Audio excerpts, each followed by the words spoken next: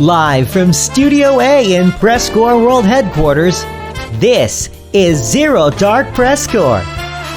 It's a live, community-based call-in show, fielding your thoughts on and tales from the Foxhole War. So join the Discord right now through the link below, sign in through the call queue text channel, and hop in the voice lounge for a chance to share your story. Tonight's developer guest, lead developer Mark Foot. And now, your host, 13-time winner of the Geoffrey Jennings Award for Excellence in Journalism, Geoffrey Jennings.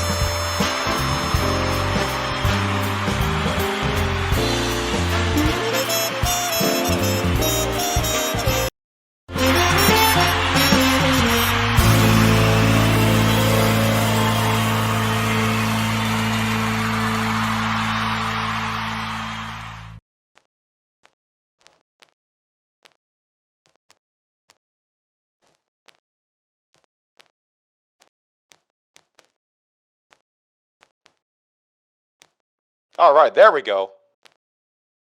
There we go. All right, welcome back to another episode of Zero Dark PressCorps.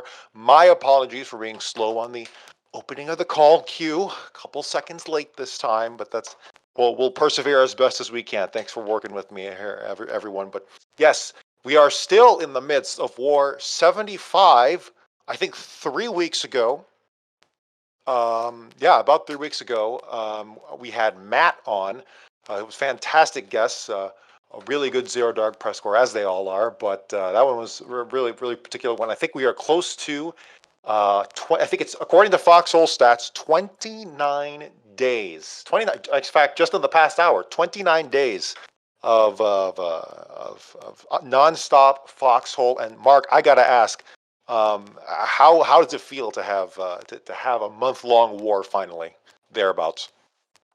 It feels good. I'm really excited about the what's to come in the next couple of months, because I think that the game is going to become more supportive of wars that are lasting longer. There's going to be more things for players to do, because this is, it feels exceptional, but I feel like this should be the norm. The game's world and other features are not quite supportive of it, of wars this length yet, but I think the goal is to get there soon. And I think this should, personally speaking, I think this should be the norm. Like, I think that about a month is about right in my mind, if we do have the proper support for it. So it's really exciting. And I really like that the way this war has unfolded is a bit unconventional. When we all thought it was over at some point, and then it wasn't, and then it was again, and then it wasn't, and then it seems like it might be coming to an end, but we were at this place about a week and a half ago, so who knows, right? Yeah, you're absolutely right. It's been we haven't seen this dramatic of a back and forth since War 19 and the Christmas offensive by the Colonials here. But now we've had kind of two offensives, maybe not as big of a land gain. Actually, it just might thereabouts be. Unfortunately, the war replays on foxholestats.com. I cannot endorse that website enough, foxholestats.com.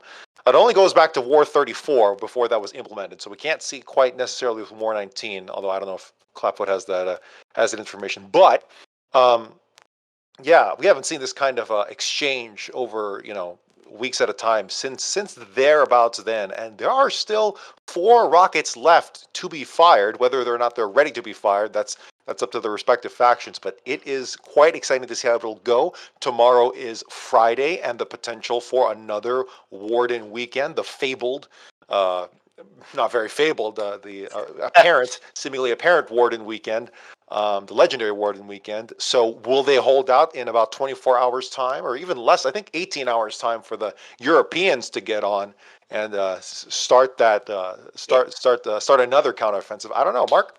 Yeah, so like another interesting thing is there's never been a war that has lasted so long past a rocket strike, and not even talking about 2, right? I know the second one was, there's a bit of a story around that, but it's usually when one rocket lands, it's pretty much over, right? It's a wrap in a couple of days, so it's very strange. It's cool. I mean, I like it, right? I'm sorry. Correction. There are 6 more rockets left. There were 8 rockets total, and there are now 6 left because 2 fired. So there's the reaching. This is all available on foxholestats.com. Reaching Trail, Great March, Weathered Expanse, Outlaws Bite, Stone Cradle, which that rocket stayed in, or rather that stayed secure, and Westgate, or rather that was not launched. So now the Colonials have it. So Colonials have, assuming the lines don't swing back and forth, their Colonials have 4 rockets to Warden 2, and it's a very thin and long front line right now. So we will see if those last 4 rockets or so will put the nail in the coffin for the Wardens, or if something spectacular just might happen yet again. I feel like I'm narrating a basketball game. My shtick floats between, serious tone of quote unquote serious of news and journalism, and then every now and then an MMA fight. So we'll see. But regardless, let's get to some opening questions here. Let's get to the hard-hitting stuff here. Not quite. But anyway, Mark, two Zero Darks ago, you and I talked about the 1.0 population explosion and a lot of the technical aspects of how Foxhole accommodates players, the likely return of multiple shards, server limits, and potential new regions. But what about the organization and communication tools the player base relies on? Tools such as the squad system, expanded regimental features, and the long-awaited return of operations. Are we going to see anything expanding upon those features in time for 1.0? So I feel like we're always going to work on those, and I almost want to I know every time I talk, there's always this 1.0 conversation, but the way we see it is that we don't really even see it as 1.0. Sure, 1.0 is going to be a great marketing opportunity, to be fully upfront, and Probably your biggest one. It's a nice opportunity. It's like a nice excuse to knock off some highly anticipated features and things like that. But in all honesty, I was just talking to our team today about it. It's not an inflection point. It's not going to be like, oh, before 1.0 is this. After, it's like most of the 1.0 stuff has already been done in the last year or two, right? In the eyes of us, and we're just working on updates now. So the question, really, I want to reformat that question to are we going to be doing that in the next big update? Are we going to be doing that in the next big update? I think because we just did the regiment system, we probably will iterate on that, and we have some small tweaks and things like that that's even coming in the next update. But in terms of another big feature, I think it will probably be another big update or two before we come back around to that. If I have to be honest, because we kind of do things in waves, right, or in cycles. So, for example, the last time we did a big pass on base building was a year and a half ago with trench warfare, right? And now we're coming back around to it, and I think you'll see some of the base building stuff happening in the next big update. And so in terms of things like the squad system, more regimental features, or the return of operations, we're not going to see that in time for the big population explosion of 1.0. I don't think. Yeah, I think we're probably there won't be a big pass between now and 1.0 for that. No extra tools for the cattle ranchers and the wranglers for all the newbies that will flood a wave. We might work on some extensions of what's there and features here or there, but nothing like a concerted this is the big squad update. This is the big operations update. Nothing in time for that. Yeah, so there is nothing planned. So I'll say this: we'll probably talk a little bit more about this in the next couple of dev streams. But okay. I think in the next big let me just say this: I think this is the solid thing, right? Is the next big update? There won't be a big pass on squads or regiments. So maybe I'll just leave it at that as the solid answer there, right? In the next 6 months or so, I don't think there is going to be a big pass on that, minus small features and improvements Sure. and stuff. So yeah. But not a big marketable one, other than maybe a footnote in the feature, like a extra. Yeah, I think that we worked on Regiments, and we're gonna come back around to it, and we will do a pass. There Yeah. is a system, not a very robust one or a very featured one, but I guess it's there. Yeah. All right, so we'll lots of room for those things to grow, lots and lots and lots of room for those things to grow, as I'm sure a lot of regimental leaders are saying, are like yelling at the screen right now. Please, dear God. But Yeah. all right, so they got their answer, at least for now. Whether or not they'll be happy with it, that's for them to make peace with. But thankfully, there's a lot of Discord extensions. We will see. We will see.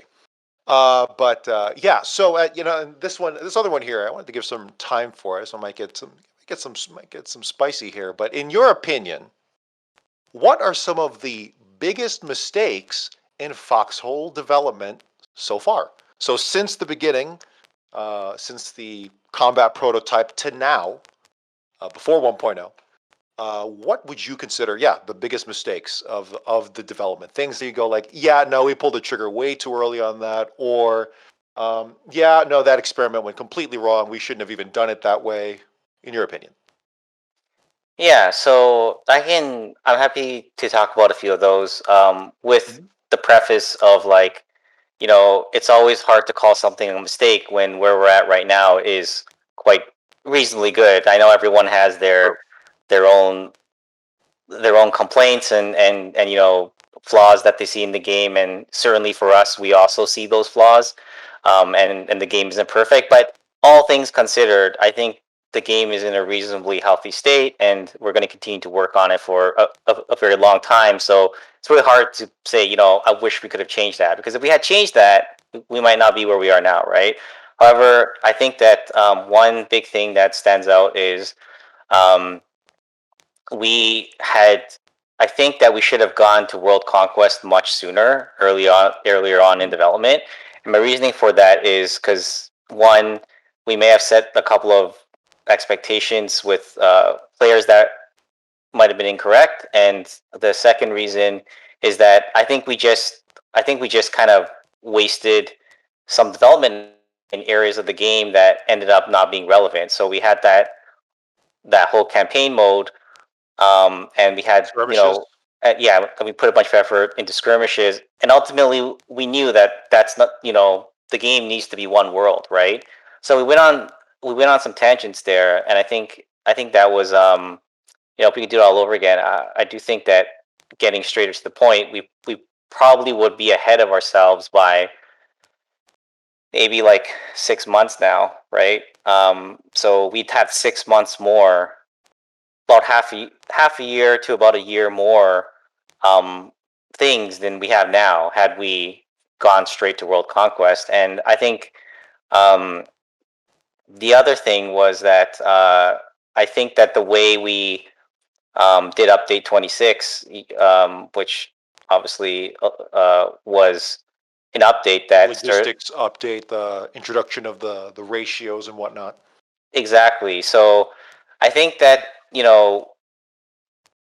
with that update, the way that there was a lot of good things that came out of that update, but I think there was a lot of things that, the way we did it maybe was a bit too heavy-handed, and, maybe a little bit too reckless. It was sort of like we had to tear off the Band-Aid of like this. We got to get rid of the port bases.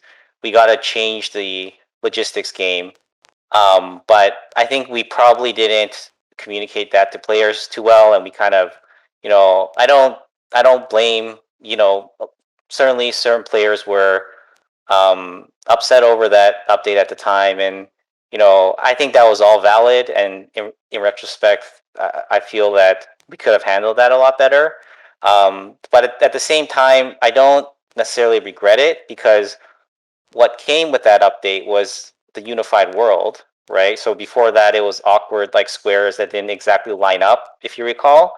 You just kind of like got teleported from one region to another.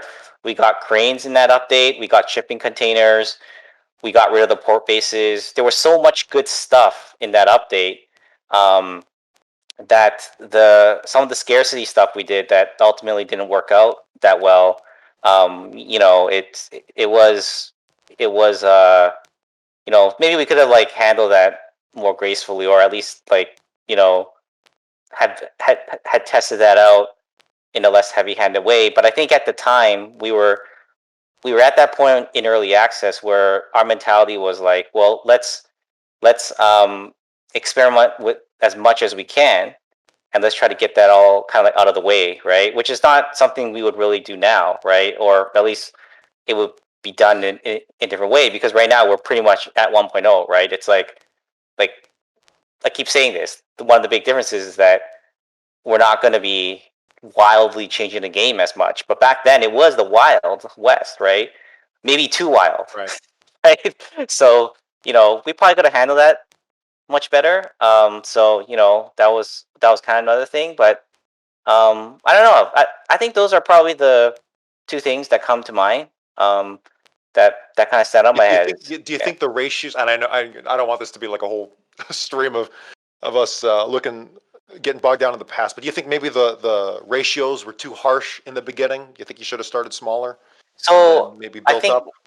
Or do you think, nah, rip so it I don't off, really. rip the Band-Aid off? Well, the thing is, like, I don't want to focus so much on ratios, but it's more like, if you think about it, we did like three things all at once, right? Like, we had scarcity of fuel Right. for tanks, scarcity for um, the ammo with sulfur, and then scarcity for the vehicle itself, right?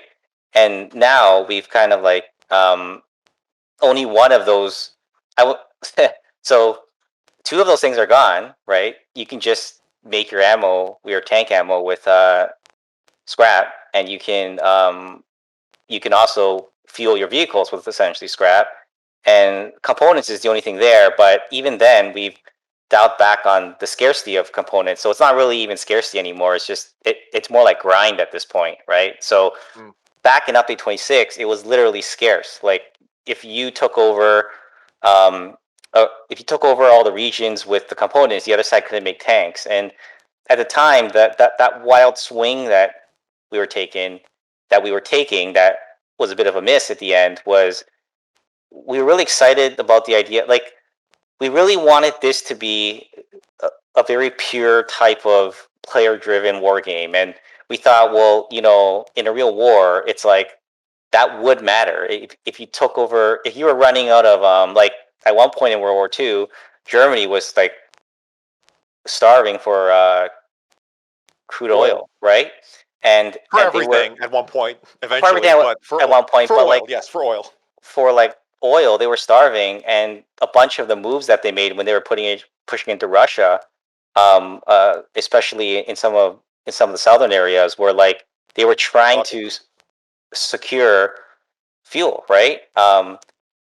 So like, we thought, okay, well, this would be really cool, this player-driven strategy where that's a way you can win the war. It's not just about destroying all their towns. It's about, like, being smart about it. And the funny thing is, in that first world conquest, if I think back, that actually did happen. Like, the colonials won because they starved the wardens, like, out of their oil, right? And they couldn't power their tanks. And from a high level, that seems really cool. But in practice, it's kind of like, you're taking away this core part of the game for players, right? And some things that are cool at that level don't necessarily translate into something that works for the player experience, right? And I think ultimately, if we were to do it all over again, I think the way that we should have done it was add in the scarcity, not for existing things. So I think that was a part of the problem, is that we had essentially taken away what was deemed as core content, if that makes sense, right? Like, tanks were just this thing that people were used to using, and we essentially took that away, right? But I think, which was the intention, but it was just such a overnight. yes, so it was such an overnight, heavy-handed. I think the better way to have transition is if we had done something like, okay, well, those I think ultimately some change had to be done because the old game was just ridiculous. And you know, something I want to say, right, is that a bunch of, you know, it's easy to see this in retrospect, but at the time before update 26, right, a lot of the feedback that we got, this is the thing that nobody mentions, right, is like we did get a lot of feedback. People were complaining that logistics got really boring because everything was everywhere. Like this was literally the like we were like, hey guys, what's the feedback? Well, you know, logistics Boring and abundant, you're saying. Yeah, it was boring and abundant, and like, you know, everything's too easy, and like I don't have to make choices anymore because everything's all over the place. So like we thought maybe this is fine, but I think so I think ultimately some is the thing, like you don't want to throw like the baby out with the bathwater, right? So it's like I think ultimately some of those changes would have, you know, would have still have to happen, and I think it still would have been good. But I think the way that probably the better way would have been to don't put enforce scarcity so hard on the content that players were used to, but maybe we could have brought in something new, right? Like, okay, here's this new tank that you've never seen before, as an example, or here's like a new type of ship or something, and that hooks into the scarcity model, because then at least we wouldn't be taking away something that players were used to, right? So I think, anyways, the long story short is that there could have been better ways for us to have done that, but we kind of opted to let's just tear the whole band-aid off at once. Yeah. And then really we'll get it right? But you know, I think the one positive thing is update 26 did create that foundation now, all the good things like the unified hex regions, the matched up regions at the borders, the shipping containers, the whole crane system, getting rid of the port bases. I think these are things that, you know, ultimately, if it's like, should we have done it or should we not? 100%, 100%, like we should have done it if we had to pick that black and white choice, because, you know, it would suck if right now we didn't have all those other things too, right? So, yeah. Yeah. I still remember the days when tanks were so abundant that if you died in 5 minutes leaving the port base, there'd be another 10 waiting for you right there. That's and right. that was really dumb. It was to the point where it's like, whatever, this doesn't have any ammunition, just throw it at him and it'll distract him. And then the real tank force, like, no, this is not good. Anyway, yes, there was a time where there was too much of everything, and I distinctly remember that, and I was okay with scarcity. That's someone who does a lot of scrapping. Okay, but you know, enough reiterating with the past, nothing but forward from here on out, and some new questions. Well, maybe not new questions, but the challenges that we face now and forward. Let's take them on with some listener caller questions, starting with Liquid Popsicle. But first, let me just say before he begins that we will have a 7-minute soft limit, as we always do. We do avoid talking about drama, things like cheating, bans, general community drama. This person posted this in this Discord server. No one cares about that at all. So I'll put a stop to that if that becomes the case. And finally, yes, regimental rules. If two people in a row are in the call queue from the same regiment, I'll just put someone in between to kind of break it up, make sure a whole regiment doesn't own the night. But you can also group up in a call too. That's perfectly fine. So in any case, yes, Liquid Popsicle, thank you for joining us again here on Zero Dark PressCorps. What do you have for us? So first, I'm actually curious as to how the devs feel about the current state of the big bunker boy, the 300mm Storm Cannon, because I have definitely some strong opinions about it. But I feel like you ask this question like every other show. Well, yeah, it's good. It's like a checkup. It's like I don't think I've asked Mark before, and you know, the Storm Cannon has changed. Artillery systems changed, so you know, it's been like what 2 or 3 wars now since that update. So there's been probably some feedback. I'm just curious to see if their opinion has changed or if they have any new information that they want to share. No, I don't think that in the last. I know Bax is a lot more close to this particular feature than I am, but I think in the last month or two, things haven't changed too much. There, you know, outside of outside like usability issues and things like that. But I get the feeling you're about to tell me what those issues are. Mhm. You did set yourself up that way. I didn't. Just go intend for to. it. But the Storm Cannon, the way it is right now, it retained all of the features of the old artillery while being incorporated into the new system. That's something that surprisingly didn't happen in the gunboat. I expected it to. But what that means for the Storm Cannon is that it retains its 2-second reload rate, which is absolutely ridiculous. The 300mm gun is the fastest reloading artillery piece in the game. Its damage is absolutely absurd, which to a certain extent is, fine if it wasn't for the fact that it could fire every 2 seconds. And its No Man's Land generation is amazing. I love it. I love the fact that it can just decimate an entire landscape. In fact, I think that's what its entire purpose should be. Not necessarily, leveling the entire town so much as making it a muddy hellhole.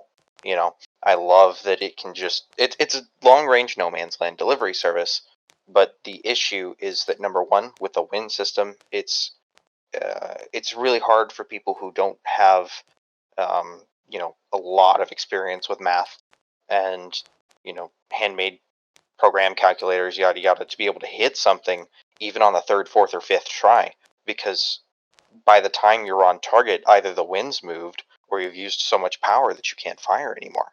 So I have always hated the power system because it's in weird magic limit that doesn't really make too much sense. And then again, I understand the power of the Storm Cannon. I don't appreciate it being so strong. I'd rather it be something that's not tied to a week-long bunker grind than, and be a little bit easier to get to and destroy instead of something that each faction has to race for over the course of a week. And if someone's just a couple hours behind someone else, then that's it. They don't get storm cannons, and then the entire region belongs to the other team. It's not terrible, but it's definitely not great. You see what I'm saying? It's just, I appreciate certain aspects of it, but I do think it, and I expect it to have some changes with, a building refresh or something along those lines, but as it is now, it's just really kind of eh. Same thing with the nukes. They're very similar. It's same problems. So, I guess my question is, how would you feel about a game that didn't have storm cannons? And then the other one is, if there were kind of one or two things you would change about it, what would those changes be? So, personally, if I had the option to hit a button to completely remove storm cannons in their current state, I would press it.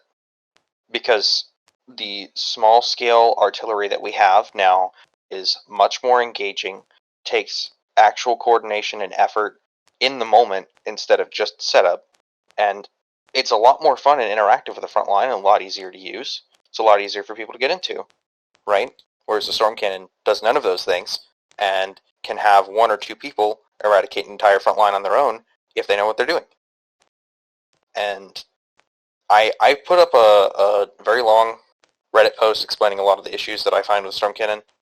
If I was going to summarize it, I think it would be that the fire rate is way too high for what it is, and the power system is it's a horrible feeling artificial limiter on using it. Would you just remove power altogether? Nothing to replace or compensate for it, just take out power. It's hard to just remove something when it's a balancing factor. How would you replace it or compensate for it if you've had to remove it or even modify it in some way? So what I would love to see is a storm cannon that's perhaps like a very expensive RMAT shippable or something that takes a lot of effort to build and move and transport around. And it would be something that you could put in a very large trench pit, like a double-sized trench pit that is specifically for the storm cannon. And you stamp the storm cannon down in it, and, it loses its fire rate drops to like 20-ish second reload, right? its damage drops a good bit to compensate for the fact that it's easier to get, and the power system is just outright removed, right? And then you've got this very large railway gun that can have an impact over a larger distance, but the shell type, the 300mm shell type, will be specifically for not so much, destruction, but no man's land generation, right? I would love to have an artillery piece that, as an artillery option, is instead of direct damage, you're dealing damage to the terrain. It's like you have your 120, which You're is saying good a gun that does that as a specialty. Yeah, it would be very similar to the other artillery pieces, right? Would that be? I wonder if it specializes in doing that. Would that be considered like terraforming? I guess not. No, it's still expensive, right? The price of storm cannon shells I don't think should change. They're very good where they are right now, especially the crate sizes. I think the crate sizes with the 120 and 150 is either too small, or the pull time from the bases is too long, right? Because you have two very tight bottlenecks right there that get in the way of you actually getting shells to the guns. And one of those is mitigated with the shell rooms, right? If you have shell rooms, then you can just ship crates down and it feels completely fine, right? As long as you have them in a reserve stockpile. But if you combine the low, like 75 shells per truck with having to spend all of that time pulling them out of whatever fob you're trying to service from, that's a huge bottleneck for the artillery. And it's frustrating. It's really frustrating. So we're about at time, but did you want to close with anything? I would love to see the 300mm move from a bunker-based super weapon, and I'm not saying that there can't be bunker-based super weapons similar to what the Storm Cannon is. I like the concept, but either 300mm, 200mm, something along those lines. I would love to see a very heavy artillery piece, be it a repurposed Storm Cannon or a new artillery type that goes into a large trench. And instead of dealing large amounts of direct damage like the 120 and 150, its whole thing would be long-range no man's land delivery. And I think that would be really cool. Long-range support fire to change the shape of the front line, because the no man's land system in this game, you nailed it. You did an excellent job with that. Every single one of the clan members that I have in my clan, which specializes in artillery, love it. So, massive thumbs up from us there. That's great to hear. Yeah. I think that the storm cannon and the artillery does need a few quality of life changes. So Mark, ending definitely on more this, would artillery you think types. would you think there'd be like a path to either removing the power feature, or radically altering it so that it doesn't feel so artificial, but it is a balancer? I don't know. Your final thoughts on this topic? I don't think so. I don't necessarily think that there's plans to remove power in general in the bunker system. In fact, I think it would probably be the opposite. We probably want to incorporate power more into the bunker system. Specifically with the storm cannon, I think we probably will review its balance, because to be fair, we haven't changed its balance since update 42 when we did the revamp on the artillery. So it probably does deserve some balance attention in the next couple of updates. So I think maybe I'll leave it at that. All right. Hey, I'm not Liquid, saying I just like the power, like the what are they called? The generators. I think they're neat, and I think they should have more involvement in the bunker system. But the power limit on the storm cannon, I think, it's the primary issue with it, at least for me. Okay. All right. Well, Liquid, thank you so much for stopping by. Appreciate it yet again. Our point man on artillery, although just keep in mind he doesn't speak for everyone, at least according to what the chat is saying. But yeah, you deal with that on your own. Opinions on storm cannon. That's fine. Back and forth. Majorities, minorities, whatever. Liquid, thank you so much. Y'all have a good night. All right. Coming up next is Overshock. By the way, if we have any connection or signal issues, just stay patient with us. I think it's good for now, but if it fluctuates, I started recording locally, so that won't be an issue, at least in terms of the whole package. But Overshock, welcome back to Zero Dark PressCorps, not part of a regiment, is that correct? Not part of a regiment. Awesome. Yeah, Overshock, what do you have for us? Okay, hold on. Let me scroll back into the queue. Very good. Oh, it's a new possible, or will we see more artillery, new possible regions, and if so, what direction? Yeah, go for it.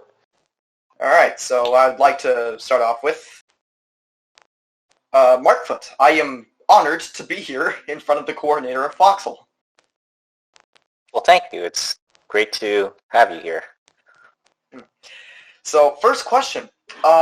Will we see more artillery? Like, we have the Hubert Exalts and the Huber... Define Labrets? more, like more variants, more shells? Yeah, more variants. More variants. I'm not talking about new types, because people have already said that, but I'm talking, like, with the lore. Like, multiple companies exist within both of these two nations, and all these new companies could be explored through, i.e. artillery. Interesting. So what would, if you had, let's say if Mark were to add some more artillery pieces, like a couple of them, what would be the differentiation between the ones that are current? Well, that's the thing. There wouldn't really be. I mean, I guess the prices would be cheaper. Oh, this is pure aesthetic. You're talking about pure aesthetic. Huh. So I guess that kind of ventures off into the question of vehicles, structure, aesthetics, and things like that, right? Yeah. Am I guiding that in the right direction? Okay. Yeah. Yeah, so I think that we like the vehicles. We will expand on the artillery game in the same way. I think what we have right now is actually pretty. It's just sort of the starting point. Whereas like vehicles are not at their starting point. They're maybe at like some sort of like midpoint. There's still a long way to go, but it is further along. But artillery is just at the starting point, and I think we haven't, on top of more in placed. Like I feel like I want to both sides to have more options. Like colonials don't really have an in-placed artillery that it takes them a long time before they can build something that resembles like an artillery base, right? So I think there's room there.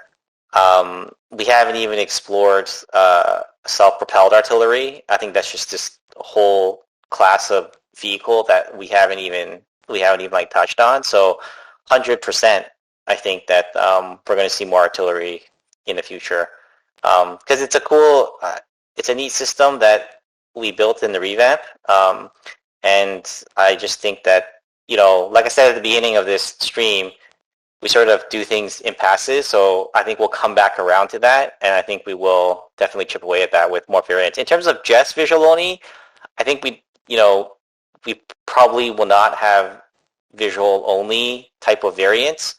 If we do add something, there would have to be like a marked difference, like a actual reason why it's a variant, right? Exactly. Like that's not to say we wouldn't necessarily, like maybe we'll have two 150 millimeter guns for the same faction, but there has to be something different about them, right? So cool. All right. I like SPGs. I absolutely do. Overshock, what else did you have for us?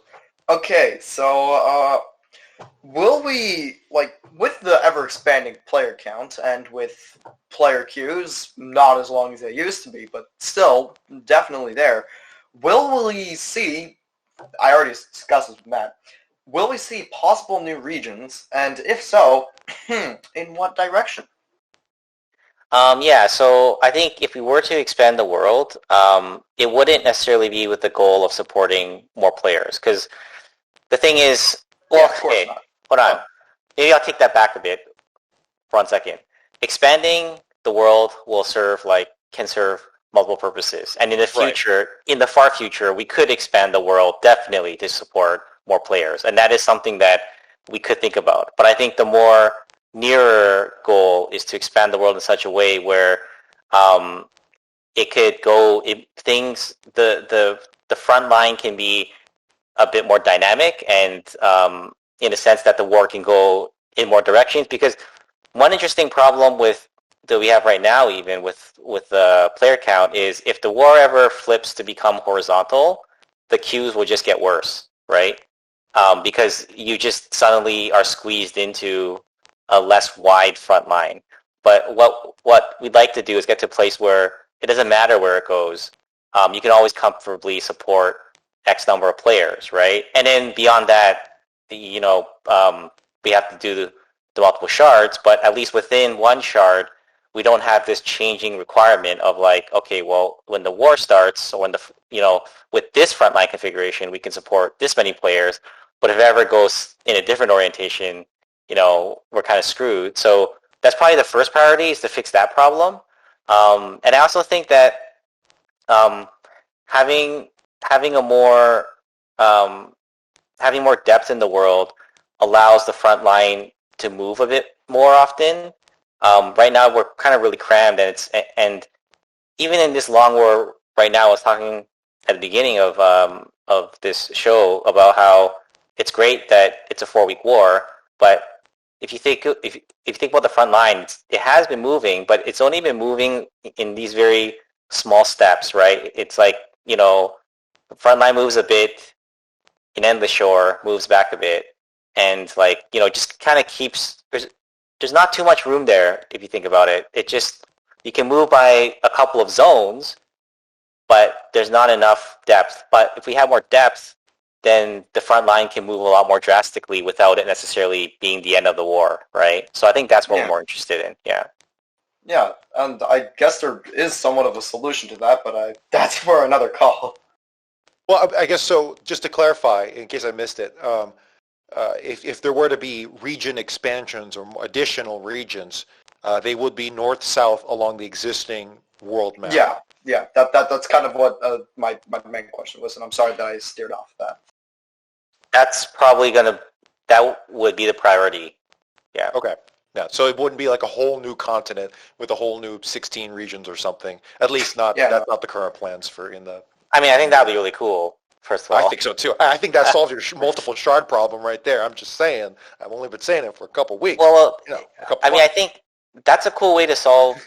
That's a cool way to get to scale up a lot more while keeping things feeling unique. You can kind of argue like, okay, if this was World War II, the Pacific Front was a whole nother theater of war, but it doesn't feel like a copy, right? It's like, okay, well, it's just a different place, a different conflict, but it's all part of the same unique world, right? But, who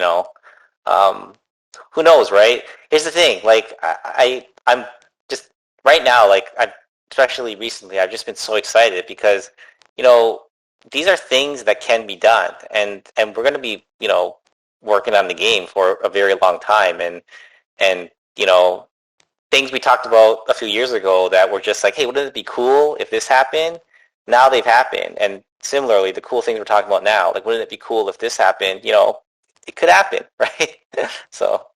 Anything's possible. I know we're at we've just reached time, but Overshock, go ahead and throw in your last question there. All right, so I don't exactly remember which which update they were removed in, but the wall bunkers were removed. And my question was, at the beginning of the call, this stream, you said that we will see a lot more variety in base building. That's not exactly what you said, but it's the basics. So will we see a larger variety in things we can put down? Because that's pretty much obvious, but I want to know what kind. Will we see custom docks? Will we see custom setup posts, not bunkers or trenches? And just that sort of things, because usually clan bases were in walls. Yeah. Yeah. I know what you mean, and honestly, I feel like the game has room for almost everything that you mentioned. Not to say that's not to say it's all going to come at once or anything, but I do want to see bases that are not just bunkers in the ground, right? Yeah. That if we do that, it probably would be a bit further out. I think I think the bunker system still has. We have to visit that first, and we kind of have to flesh it out more because it is still, it has been about a year and a bit longer than a year and a half since we made big changes there, and I think there's certainly parts missing that we want to add in. So I think we're going to address that first, and do some other cool things with regards to building. But I personally want to see almost all the above that you talked about, because I think it makes sense, right? I think it makes sense that you should be able to build not just bunkers, but other land things too. And, it's like, I hate talking so speculative because these things tend to come back and like bite us in the ass when it's like, you said that you would do this. And Well, you didn't promise it. You didn't promise it. Right. Like so, you say that, it doesn't matter because people will reinterpret so it anyway. But not promising, but I think it would be cool if people can build out more things. Like, I want people to be able to build something like a dock, but that is definitely a not promising thing, right? Give us flying bases. Yeah. No, give us. I want paint. Let us paint our trenches. I want to be an interior decorator. I want to play The Sims. I want to play The Sims. All Yeah, why not? Why not? I'm actually being half facetious. Right You know now. what? That would be a really cool game. Like a game that was basically The Sims, but you were a soldier in the Foxhole universe. People are begging for balance changes. It's like, hey, we introduced 36 different colors of paint for your trenches. Yeah. I'd love to see the reactions on that. Hey, Overshock, thank you so much. Awesome set of questions. Yeah, I'm going to go tend to my broken foot now. Yeah, do that, like, immediately. Jeez. Yeah. People, oh, sorry. Man, people do stuff for this show, man. Okay, so apparently Yeti put themselves in place for someone else, which is, you can do that, by the way. There's nothing wrong against that. Is telling people, if they're okay, as long as they're okay with it, you sort that out with them. But Yeti put themselves in the call queue for Nayed of the CSO. Thank you so much for joining us. Hello. Hey, what do you have? So with as we get more and more tools and as the game has been progressing, we're wondering if we could see like some sort of like design pass on the existing maps, either through the devs themselves, like reaching out to people, for their suggestions, or maybe even the community bring up like, hey, like this part of this map is very difficult to defend. Can there be some sort of changes to it? Like specific places like Lochmoor and the moors are very difficult to defend from. Like parts in Ireland is always a pain. Just stuff like that. Yeah. Are there, besides those? I mean, first of all, yeah. I mean, like we're constantly interested in knowing about these things. I mean, that's just kind of a no-brainer. But are there specific things that you want to bring up? Because it sounds like there are. Well, I mean, I'm just thinking about like 1.0 is going to come around, and then it might become an issue where, you guys won't be as interested as making major changes to the maps. And like last time when I was talking to Mark, I had made a suggestion to change the as an example, the Moon's Cops relic base into a town. And then he had a lot of hesitancy in how the map had like a specific... Was that Mark or was that Matt? I think that was Matt. Oh, it was Matt? Sorry, my bad. I think, actually, but I think it was the last show which had Matt on it. And Matt's reply, if I'm not mistaken, was not everything in the world is supposed to have equal value. So Moonscopes, yeah, you don't really see a lot of action there. And if you do see action, it's usually fast-paced to the point where you don't really see like abandoned ward level fights, major sieges or Jade Cove level fights. And he was okay with that, at least that, according to what he said. And I don't know, Mark, if you would mirror that sentiment or maybe add some addendums, you think? This is which area specifically? I guess, just the overall thought of not everything needing equal weight to it, where like not every single zone has to be, a Jade Cove or something that is so easily populated. And I guess we could also hone in on it. Like, for instance, no, I agree with. I agree with Matt's sentiment on that. We don't. The goal is not to make. And I know you're probably not suggesting this, but the goal is not to make a symmetrical map, and there are going to be some places that are harder to defend than others. But like when I said we're constantly looking for feedback, because there are problematic areas, right? So there's a difference between a conscientious design decision and a blind spot that we didn't see that needs to be pointed out. And when it gets pointed out, we look at it and be like, okay, well, you know what, this was a blind spot, and this is something that needs to be fixed. But it might also be like, no, that was working as expected, and that's just how we wanted the map design to be, right? So, yeah. So then, sorry, just guiding your question along, if I can. Please stop me if I think I'm misrepresenting your question. that's fine. But so you mentioned like the Lockmore and the Moors and how they're impossible to defend from your point of view, or things that are unfun to fight in. So you think Cal's Pass or Calhan's Passage and Marvin Hollow, you think those are relatively unfun to fight in. What is your ideal region, just as a baseline? What is a region where you look at it and go, yeah, I want to fight there. I think that's a good map layout for a region and stuff like that. What's your baseline? I mean, if I go back to that discussion I had at the last PressCorps, I really like Fairmore. And Fairmore. The problem that I have with Lockmore in general is just if Fairmore is lost, then there's nothing to sort of stop the Wardens from pushing right into the major lodgy towns of both Westgate and the Heartlands.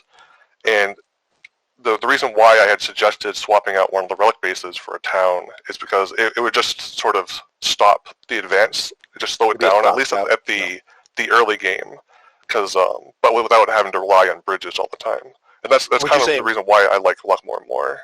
Gotcha. So, and you'd say the Moors kind of has a similar flow to it? I haven't really looked into that map as much, but I know like a lot of the Warden maps rely more on mountains, but then the colonial maps are just all open area. But to go more towards what I'm specifically looking for is, would you be interested in some sort of like roundtable discussion about the map designs, either maybe shortly after 1.0 or maybe like right before 1.0, with maybe... You actually mark that? Yeah, so I guess I want to take a couple steps back. Like, I don't think 1.0 should be used as a benchmark of things that we're not going to do or that we are going to do, right? It's not, and in fact, I want to like highly discourage. Not a lot of time until then.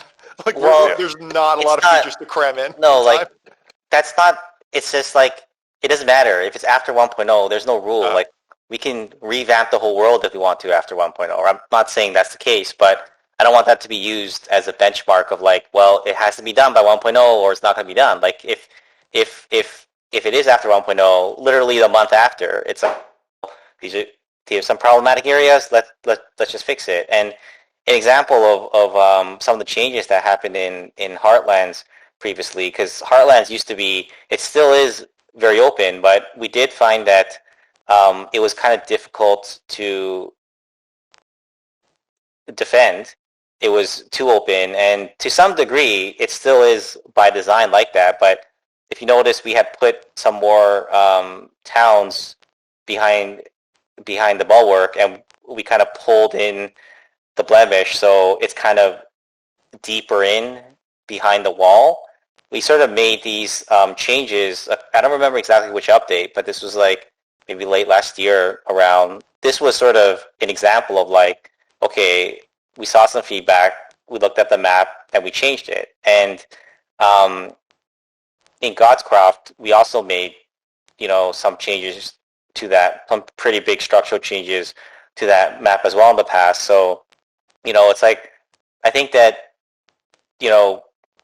we will definitely do this stuff on like an ongoing basis. And I don't think there's some sort of like rule, right? I just want to like clear that part out. In terms of a roundtable, we haven't really done that in a while, so I don't think like something like that's gonna. Do you like them? I just so okay. The thing with the roundtables is. Or did you think they were productive? Did you think they were productive?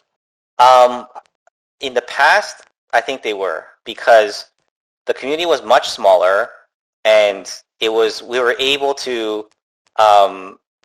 It was productive because there was a small enough number of voices that we can actually have a conversation, and there was this, there was a feedback loop. But we found that the more and more that as the player base grew, we found that it just started to be like a whole bunch of noise, and we also found that we were benefiting a very small number of people, when in reality there's a lot more people who play the game. There's thousands of people who play the game every day, and we feel like we rather go through other avenues such as this show or like the Devstream or just going on the Reddit and responding to comments there as avenues that can just reach out to more people, as opposed to like, hey, let's just talk to this like very narrow voice kind of in a small place, right? So I think a conversation like that would probably be better served in one of these other, in one of these other places, right? So you're saying that like Reddit would be a better place to have a conversation about like specific map changes? Yeah, absolutely. Like if there is suggestions, or if you want to list out, here are all the problem areas, that will be a good place. Basically, where more people can participate in the conversation, or even here, right? That's why I was asking you earlier, are there specific places, right? Because, there's a lot of people listening, and I think it's just, in general, yeah. Yes. And I think was wondering if, as messy as Reddit is, it really is the best that we have, because it just, the format is slow enough for people to actually catch up and follow a train of thought, as opposed to like the Foxhole General chat, which is just don't even bother having a conversation there for more than 2 seconds. But in terms of a lot of these specifics you put out, and that's a very, very nice paragraph you have here, and but I do wonder if Mark even identifies these as issues, like with Lockmore and the Moors being hard to defend and just kind of a steamroll past, or if that's a feature. And I guess we'll close out with some of these specifics. Mark, do you think Lockmore being like a vast open plain around Fairmore, where a side can really steamroll past in a very short amount of time, do you think that's a bug, or do you think it's a problem, or do you think that's a feature that's intended as part of the region design? It's intended that it is harder to defend, but having said that, I am interested in areas that are, if we do feel like an area gets steamrolled too quickly, I do see that as a problem. Okay, let me take a step back. I see it as a problem. I don't see it as a problem if every place is not equally defensible. That's not a problem. If one place is more easily defendable than another place, that's definitely not a problem. That's called variety. Yes, I think it's a problem if constantly one large area of the game gets steamrolled very quickly every time. I do see that as a problem, and I have seen that as a problem by in the one past. Side or either side? By either side. Okay. And I have specifically have pushed for changes in certain maps when that has happened, because I don't like it when an entire region falls very quickly. And I know this happens sometimes, so before everyone's like, well, you don't like it, but this happens, I'm well aware of it, right? So it definitely, I am interested in knowing about that. So yes, I don't see, so yeah, hope that answers that, yeah. And and then going back to the other thing you mentioned specifically, Callahan's Passage and Marble Hollow, you say they're overly oppressive and generally unfun to fight. Is it the opposite? Is it just too claustrophobic? It gets too claustrophobic with people trying to cram in bunker bases around the mountain crevices and the passageways, like Sayak Approach, for instance. Do you think you don't like that? Well, I'm just trying to say it for Yeti, so I don't have as much experience as he does. All right. But yeah, so I'll take him at his word for it that they are. Gotcha. So which regions? It was Lockmore, you said, and the Moors that you felt they get steamrolled too easily? If you were to think of more like the both sides of the map sort of being mirrors of each other, you have the situation where one side has a bunch of mountains that can, they just need to make very specific, like targeted, massive defensive lines. But then on the other side, it's, you have to make like 9 or 8 bunkers, like all like spanning the entire map, just trying to stop the wardens from, pushing Heartlands. Through. It's the map asymmetry essentially, north. Yeah, well, like you have the legendary Inkwell Lane defensive line in Westgate that tries to hold off when the wardens try to push in. because we can't really rely on the bulwark. I mean, although I would maybe guess that if there were more maps added behind in that direction, that maybe it wouldn't be as last-ditch defense feeling. Yeah, because then the wall would be you would still have some breathing room even if they breached a wall. Whereas now, if they breached a wall, they're right at your settlements. That's kind of what you're saying, right? Yeah, I mean, for the Wardens being the defensive faction and the Colonials being the offensive faction, it definitely feels like the Colonials have to build more bunker bases, have to develop direct more resources towards defending when we're on the back foot.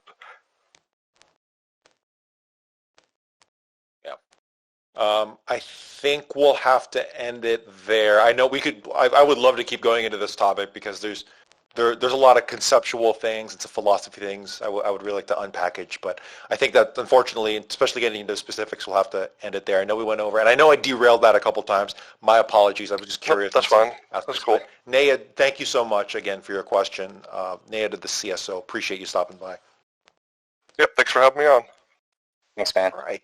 Coming up next is Zackreaver of the 82DK. Thank you so much for coming back to Zero Dark PressCorps. What do you got? Hey, before I start, I wanted to ask Mark a question. What kind of feedback are you looking for?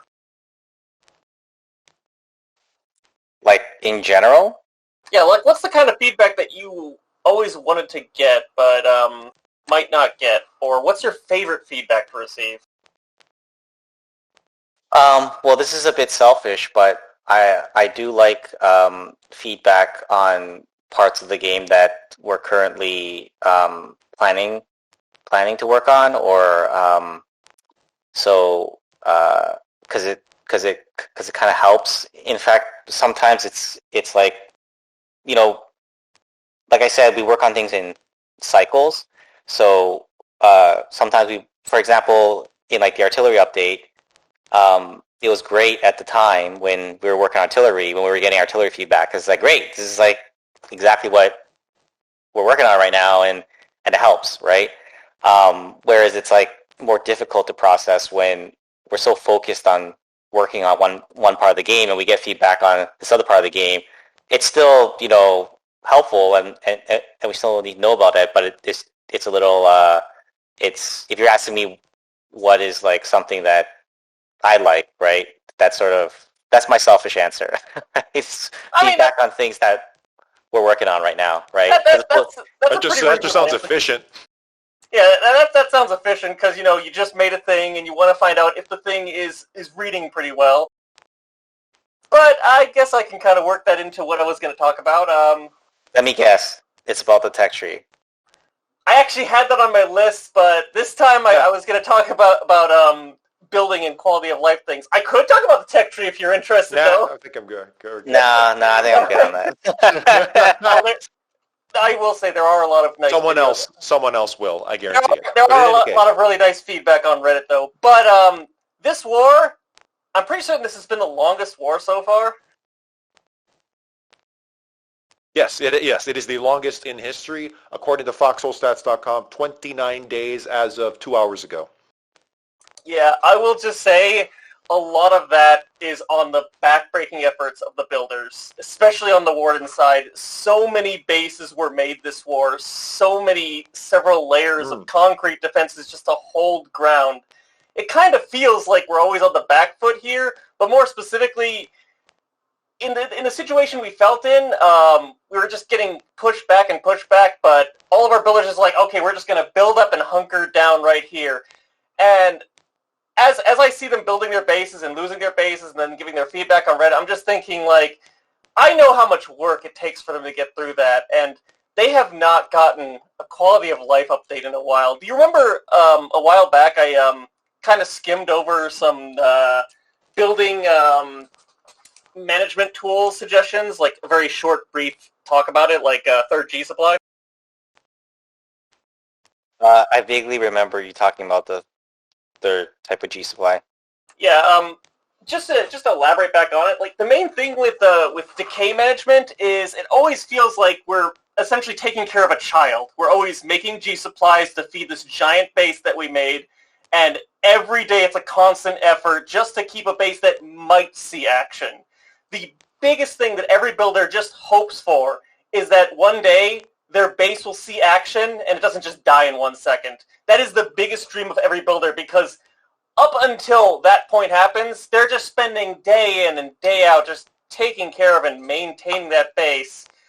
And what's worse, like, if your side's winning, your base might never even see action, so you just spent the entire war maintaining a base that didn't do anything. But, I mostly wanted to see if it's possible that at some point we can get more tools for builders just to make their lives a little bit easier. And back on that third G supply suggestion, more just a lot of times these bases are made by usually like one or two guys, or one guy kind of handles the management, whereas other people just kind of come around and help out. And the third G supply, when I suggest it, is it prevents decay only for structures placed by the builder of the base. So if you make a bunker base, it has your name on it, and if you make defenses around it, that G supply only prevents decay for those things. And I compounded it also with another ability that you could put in, where we could change the builder of a structure. So let's say that Joe makes a Foxhole every year, but Bill wants to maintain the base. So Joe can go over and unclaim the Foxhole, and then Bill can go and claim it. Now Bill owns that Foxhole. His third G supply prevents decay for that. But let's say like Frank over there decides to make like 6 sandbags. You don't want those sandbags to consume your G supplies, so they just get left out. That's kind of like, I feel like it would be nice if we had more tools to maintain this decay in a sort of way. Right, so you want more control, right? Like you want more control because you feel like the burden of maintaining bunkers or structures that you didn't build is that's the problem you're trying to solve, right? Yeah, that's one particular problem. Another thing that would just be a general quality of life, and I feel like a lot of people would love to have this. You look at the map, you can't tell that a base is rotting away. You just see like a base, some defenses, that's it. You have no idea how low health those defenses are if they're taking decay damage. And are there not cracks? Yeah, when you're right next to it. I'm talking about when you're not in the region. Like, okay. Just think about it from a general logistics player. Like, let's say you're just a logistics player, you just want to make G supplies. All right, what base needs it? Well, I can look for a base that has nothing on it. Where are their decaying defenses? The map doesn't tell you. Like, you might be able to mouse over a base and, oh, it's got no G supplies. How far has it rotted? You get there and the base is at 1% health, all the defenses around it are gone. That's the only feedback you have, is that a base has no G supplies, but how long has it been like that? Gotcha. Makes sense. Yeah, at least the first thing you mentioned, kind of goes back to a design philosophy of, do I serve myself or do I serve the faction? And it scales, right? So like for things as simple as what do I choose for my inventory? Well, that's your choice. That's your player freedom. That's your prerogative. That's your agency. But at what point do you have to start giving that up, or whatever? When you start scaling upward, how much of that do you have to kind of give to the faction? Like for instance, you can squad lock vehicles, but you can't quite put them in. Well, you can put them. No, we do have a regimental. Storage. But if I'm finding that balance. So, Mark, what are your thoughts on that first suggestion of having more control over the things that you can or cannot, or over the things of decay? There you go. To be honest, I haven't really thought about that particular idea, so I would want to think about it more before commenting on it. I'm not going to lie, that level of granular control of saying this particular bunker is mine and this is yours, it is a little bit, to me, that fits in a little bit awkwardly with the rest of the framework of the game. But I do think that the bunkers have this sort of unique requirement of some level of control or management that almost has to happen. That doesn't necessarily have to happen in other parts of the game. As an example, you can't extend a concrete bunker of a certain size, or rather, a bunker after it's reached a certain size, because you can, if you're trying to plan and prepare that bunker for something, you can ruin it, and you can like reef it. So because base building is a long-term activity, some control is necessary, right? So it's kind of a question of how much is it too much if we're literally getting down to the low level of, okay, well, this is mine, this is yours, this is that person, and you can kind of like selectively maintain one and not the other. That does kind of go against the spirit of the game, but at the same time, bases do have this sort of like weird requirement that requires a little bit of that, right?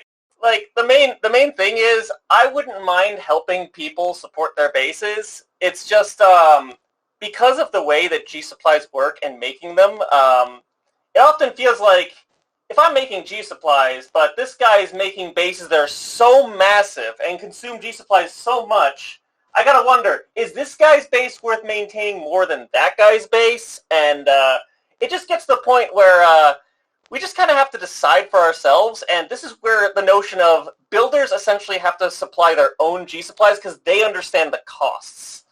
So yeah, so I think if we did want to add more granularity, the way to go would be more granularity in terms of things like the bunker supplies, but allow just as a wild example, and I think this will probably have problems. So, but just shooting from the hip here, it could be something like, okay, well, these supplies have like the limited range, right?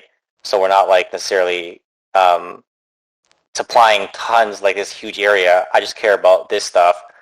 I don't know about like, so I think being selective in other ways other than like specifically players is probably what will be more feasible, right? Like if you can, again, another shooting from the hip idea is if you can create like a maintenance shed or something, right? And you put some supplies in there, and that's like, okay, this will maintain this small area. It would be nice just to have that as a drop-off point, because sometimes we make bases all the way up in like cliffs or some really long, winding dirt paths that aren't roads. So we'll drive our truck there, and then we have to go off-road this very slow crawl to reach a base. I wish I just had a drop-off point so I can just supply it, or have someone else supply it. Yeah, we actually thought about that as a feature in the past. Having like a loading port where that becomes like the location where you can drop off, and it will stockpile the kind of the bunker base. That's definitely a possibility, right? Another thing, just back on the quality of life thing. I think we'll have to close on this, but yeah, go for it. Oh yeah, sure. For one thing, I'm excited for any new things you add to bunkers, because I can tell it's not a complete thing. It's just sad that we can't use CVs to help with construction of bunkers, or just not having some kind of excavation tool for the late game. Building bunkers late game is such an arduous task. Sure, we can get like 6 people to help dig, but hammering takes so much work. Yeah, no, I hear you. I think, I really want to add more Logi tools and vehicles. Just as kind of, just want to throw it out there as like a general area that I feel is lacking in the game. Like we have, trucks have some variety, right? And we got like, we got like the dump trucks and the field trucks and things like that. But I think things like excavators and more types of construction vehicles is like kind of like this. It's kind of, I see that kind of like the artillery. It's just what we have is a starting point. And I think there can be a lot more. So I'm looking forward to when you finish up the bunkers, and I want to see their final product, because I just feel like I got the early access version of bunkers, and I'm excited to see where it goes from there. Yeah, for sure. Great. All right, hey Zackreaver, thank you so much. I don't know if you get the answers you're looking for, but that was some good questions there. Appreciate it. Don't worry, I have a list I can keep going through. I'll see you again next time. Always. All right, coming up next is he in the chat? Lek, are you in the chat? Hey, yes, he is. There we go. Sorry, Lek the Train Lord. Welcome back. Welcome back to Zero Dark PressCorps. What do you got for us, Lek? Hey there. So, question is fairly simple this week, actually, or week. This isn't a weekly thing. This episode. Every 2 to 3 weeks, whenever I find the time. It's hard. It's always a pleasure, though, when you do it. The question I was going to say, though, was with I did ask this to Mark in a personal DM, but I realized that the question I asked was a bit too non-specific, so I wanted to open it up a bit more to the as well as expand on it. So with the lack of dev streams, there's been a really lacking amount of feedback from the players, or just a direct line to questioning, like for Q&A. This seems to be the only opportunity for most people to get questions in, because the Q&A section of the dev stream, which was normally bi-weekly, is just not there anymore to act as a mode for either feedback or questioning and answers and that kind of stuff. So the core of my question here is somewhat related to that fact, because in previous dev streams, you did show a roadmap whereby you're hoping that there would be a major update, and I believe it was said that it would be 1.0 coming around the summertime. And I had asked you a question regarding when trains would be released. Everyone knows me, train meme guy, whatever. So the question essentially is, you said trains would be with 1.0, and the roadmap had 1.0 as being the summer update. I want to know, because it's been months since the previous dev stream, will that still be the case, or do you see plans having shifted? And as a follow-up question, do you plan on, if not bringing back the dev streams, having some kind of other bi-weekly, maybe Q&A something or other to allow for more player feedback and questioning with a direct line of communication? Yeah, please don't rely on me too much. Don't rely on this dumb show too much. But going back to what was the very first question? The question was, with you saying that trains would be Foxhole would be incomplete without trains. We're not going to see them by 1.0. Are we or are we not, Mark? Yeah, so I think the question was, have those plans shifted? And the answer is yes, those plans have shifted. And we're going to talk about it more on the next dev stream, which shouldn't be too long.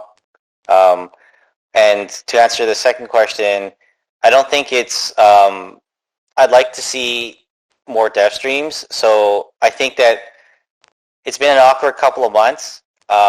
And what we're moving towards is we want to do dev streams when we have substantial things to say, and I really specifically when we're going to do an update, right? And it wasn't planned that there would be this much of a gap between those updates. I think the plan was about an update per month, but due to a series of events, that just hasn't happened. So I guess in terms of the dev stream frequency, even though it probably will not go back to a bi-weekly thing, I think it will be more frequent than what we're seeing right now. I won't get into the reasons why. It's just some last couple of months. First, we had a player explosion. There was a lot. We were really preoccupied with that, and then some other internal things. We're trying to grow the team now, and this war has been very long and has kind of knocked off a couple of things in our schedule. So I would like to get back to doing more dev streams. Not a bi-weekly thing, but more than now, right? And I think that, plus, like I said earlier, that plus this show plus the Reddit are probably the probably the places, right? Well, like Captain said, I don't think I don't think it's enough, personally, just having this show. I feel like the gap of not having the normal Devstream Q&A is noticeable for a lot of people that aren't as tuned in to the Foxhole community. Like, a lot of, like newer or lower hour players especially, mostly would rely on those dev streams to get their information, like, as well as just, like, to answer general questions of the community. And the gap has been, like I said, super noticeable. Do you see, like, the potential of, like, how... Sorry, I missed that part. That very last part. The very last part. Do you see yourselves as... I'm sorry, it cut off again. Okay. Yeah. Okay, look, this was happening in the launch. Discord just hates me. Essentially, do you think that you guys could up the frequency of having, like, interactions with Q&A, the community at something like large, that. like specifically Or, Q&A, that is a more, like, public thing? Because, like, this is technically a community thing, and it's not on the official Foxhole, like, YouTube channel. It's not, like, somewhere that is tweeted about necessarily. Yeah, like, you have that's a good point. to be plugged into the community to specifically hear the things that go on in this. And usually, as people would know with regards to me, sometimes questions go on, sometimes, like, there's a lot of, like, lacking of specific information, and it's just not necessarily the most efficient way to get information to the community. So sure. This isn't more of a question, this is more of a plea to you to, like, change that fact and, like, invest more time in answering the community's questions. Well, But I think, no, I absolutely hear what you're saying, and I agree with the sentiment. I guess the big question is, what can be done, Mark, that you think would actually be productive?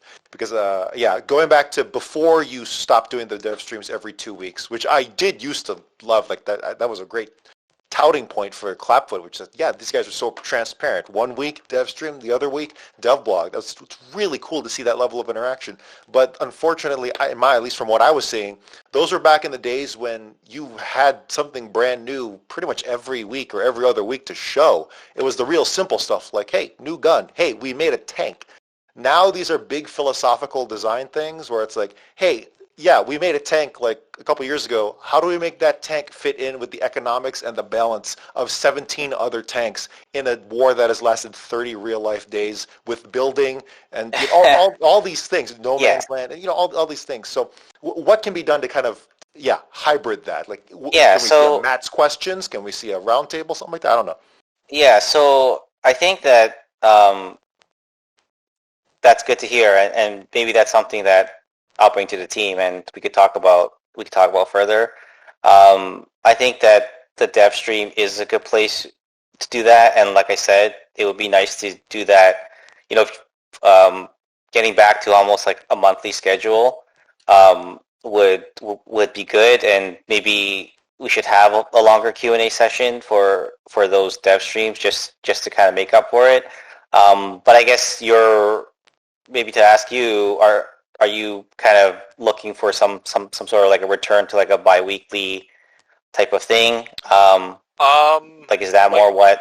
Like, the bi-weekly was honestly, like, it felt like the best, because, like, on a weekly schedule, you'd, as, like, someone else, there would just be information overload with all the questions, and people would say, oh, don't you remember the devs had already answered You think it's too much? On like a weekly schedule, that's... Yeah, I think you're cutting out, man. Off. Like, Okay, I'll try to keep this simple. So, on a bi-weekly schedule, it felt like the perfect amount, because on a monthly type thing, it feels like there's way too long. Like, a month is a long period of time, especially in like a game that's like a sort of live service model, because what's going on right now is that over the course of this single war, there are so many things that people wanted answers to, like regarding balance, regarding like design philosophy, regarding like, okay, when are these things coming back? When are BTs coming back? When are like all these kinds of questions? And then to know that like even if you guys were still doing the monthly schedule, that would still kind of feel like we're going to have to wait this length of time, like for a lot of people, that's just way too long to wait. And I don't blame them because it really does feel like too long to wait. And that I will ask one more question though. So this like very short. So if the plan is shifted, when do you see Trains and 1.0 happening? Do you still see it happening in 2021, or do you think it's going to be 2022 now? So, honestly, I like that's something we're going to talk about on the next stream. So I just don't. This is not like the place where I want to sort of. But make will that. he get an answer in that dev stream? Yeah. I think he will. Okay, you better. Yeah. You better give him an answer in that dev stream. So the answer will be comprehensive and not just, oh yeah, it'll be this thing. It won't be vague. Well, Mark. it'll either be a yes or a no. Oh, it's 100% going to be vague. So. Oh, for fuck's sakes, you son that of a out bitch. there. Yeah. All right. Well, thank you. I hate to see you develop your whole Foxhole personality around Trains. It's And I not feel like around with- Trains. It's about more than that. But you don't look behind the surface. You're only here for me and what I only do for see you you on here. the radio show. I only see you here, and you do the bit every time, which I appreciate. Thank you. No joke. Well, all right. Yeah, I think, I don't know, maybe we could see a bi-weekly, like, community highlights and Q&A. So not like, hey, we don't have, like, at the beginning, you'll say, hey, guys, sorry, nothing to share at all about development right now, but here's the community highlights and here's some Q&A. Yeah, we'll pick and choose. Yeah, if I want to, I actually don't mind talking about that, like, transition a bit more. It's like we were really busy at the beginning of this year, and it just got to the point where, like, it'd be time to do a dev stream, and we'd be feeling like, okay, well, we got to come up with something to talk about on this dev stream. But meanwhile, we were trying to sustain, like, these multiple shards, and there was, like, multiple issues that were constantly happening, and we just pushed out this huge update, and it just became, at the same time, we were trying to, like, grow the team, and a lot of it really is just, to be fully honest, is just, like, there's only so many hours in the day, and, like, we're spending those hours working on the game, and working on the game has become a lot more complicated now. It's a much larger game, and we just decided that what was a healthier balance for us, right, was to try to do it, on a schedule that was about when we released an update. Now, like I said, we weren't planning on the updates taking as long as they have been. There was circumstances that caused that, but a lot of it too is just like, hey, like where if a lot of this, if this balance doesn't feel healthy for us, right? Like, if it just doesn't feel right, at the end of the day,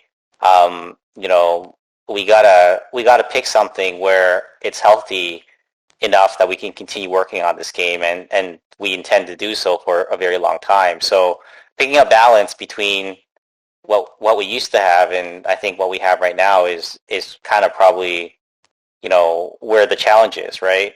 Because a lot of it's safe to say that every time you did a dev stream, that does take away from actual game development. Here's the thing, right? Like here's something that I think is needs, like, that's worth talking about, right? These update schedules are insane for us. Like, they're absolutely insane. Even shipping an update once a month is like the last update's out, you're wrapping up the hot fixes, there's bugs, people are screaming at you about all these issues, and, like, you're already working on the next one, and then before you know it, you're like, damn it, it's been like and all that jazz. Well, think about those weeks, right? Just think about it, even a 4-week schedule, right? First this week, is starting to sound like the development of a South Park episode. I'm not No, joking. but here's what I'll say. Yeah. Here's what I'll say. I think, because I feel like you're doing a little bit of. Sorry? It cut off. God damn it! God cut damn off. it! Yeah. I feel like you're doing a bit of rambling here, like I would do, and I think Yeah, I was most about to say. people like. Well, no, it's yeah. real quick. Sure. I think for most people, it's absolutely understandable that the updates are going to take longer because the game's gotten much bigger and much denser in terms of code base with all and so the slightest things cause a million bugs now, and you have to spend more time making sure that things aren't coming in with a sledgehammer, and you got to instead come in with just a chisel and a smaller hammer, right? And you got to make finer adjustments. And I think for a lot of people, that and the time spent on growing the team, all of that stuff is completely understandable. I feel like for most people, what isn't really understandable or just tolerable for a lot of people, at least for me, is just the fact that it's I could think of Clapfoot 2 years ago, and I could be here's a shining example of a great indie team that spends a ton of time communicating, even if you've got issues with some of the updates or some of the blah blah blah, or the way they handle community stuff. You guys are pretty transparent. Nowadays, you guys I feel like for a lot of people, it's not as tolerable. I still respect the hell out of the work you do with Foxhole, but the communication side of things, it's just been the lacking of it has been crazy. And one idea though that I had while you were talking, just a short here food for thought answer is that you could always just have a community highlights plus QA section for your dev stream, and have that be your dev stream, and have, if you're instead of showing stuff off in dev streams, have it be shown off in dev blogs where it's more refined and less prone to problems or whatever. Just as an idea, because I remember HB We have to wrap this up very soon. I got you. This is the last thing. I remember HB always saying that he wanted to do community highlight specific stuff because of the amount of cool stuff that the community does that gets skipped over. And I feel like just a Q&A plus community highlights thing would be perfect for a modern day dev stream, and having anything that's shown off related to development be reserved for dev blogs. I feel like that would be an ideal, not an ideal, but a pretty good temporary or solution to the problem of just not having stuff to show off as frequently due to the longer development time. Yeah. I agree, and I think I really wanted to finish that thought because I felt like I was in the middle of a thought there. Oh damn! Sorry. So what I was saying was not what I was trying to say was that I was trying to paint a picture of the schedule, right? So to kind of explain our thought process here, right? So we have these 4 weeks, and one of them is spent on a hotfix. We have 2-3 weeks on working on the actual update, and before that we have the dev branch. And when the dev branch goes out, we're just fixing bugs, we're looking at the feedback and all the stuff. And within this window, we were feeling okay, but we have to put in 2 streams into there as well, and these streams require preparation.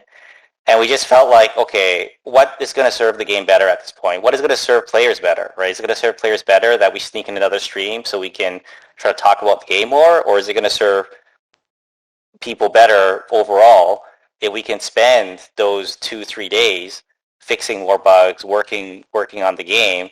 And, there's no black and white answer here, right? It's just that at this stage of the project, okay, well, if we took away one of those streams, it would free up some time. We still have the other one, right? And that was, whether or not that's the right answer. That's sort of I just wanted to paint the thought process there, right? And you don't have to agree with it. It's fine, but that's sort of what the thought process was. If that makes sense. All right. Hey, Lek, thank you so much for your question. Appreciate it. All right, have a good one. We'll catch you around. All right, coming up next is Destragon. Destragon, welcome back to Zero Dark PressCorps. You got a question about trenches. What do you got for us? Because I got a lot to say about trenches, but let's focus on what you want to say. Okay, this isn't actually my actual question, but okay, sorry. Mark, do you ever feel like some sort of regent sitting on a throne with the peasants coming to you with their complaints? I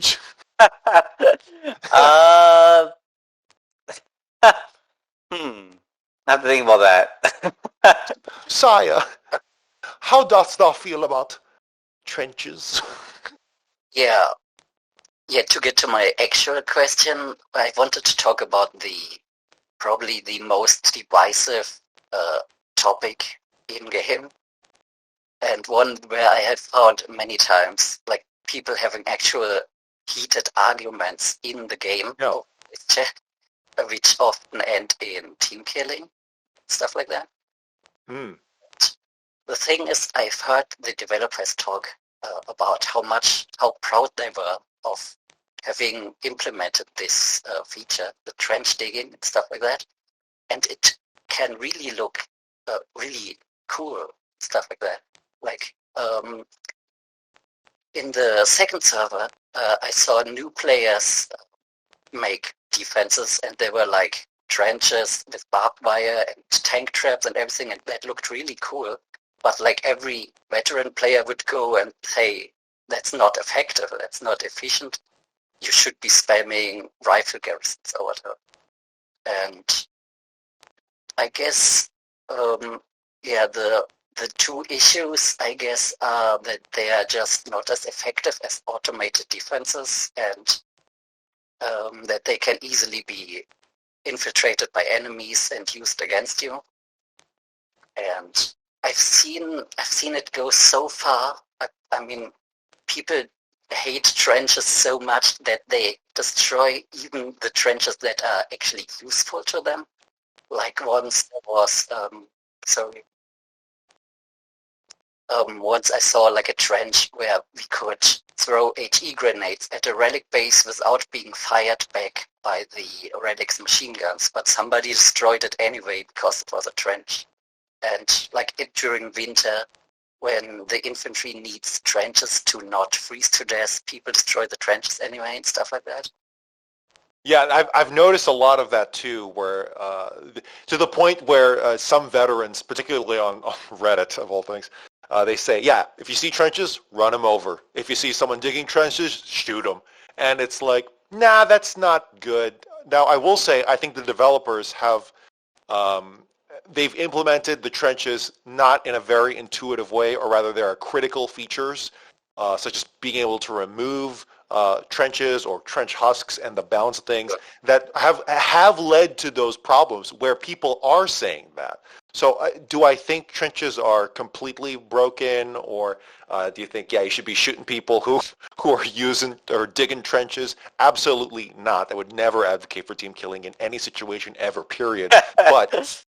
But I think the devs, in many aspects, have kind of dropped the ball in how trenches have been implemented, and even small things, how you upgrade them, how like the fact that you can't put barbed wire on connector trenches. Like, what in the world? You have this critical gap for a connecting trench that should be that is the connecting piece, and you can't implement barbed wire on those. You have to use the big barbed wire, or I have a big quality of life thing, and collectively that is a massive thing that I'm not surprised that people are saying that they're broken.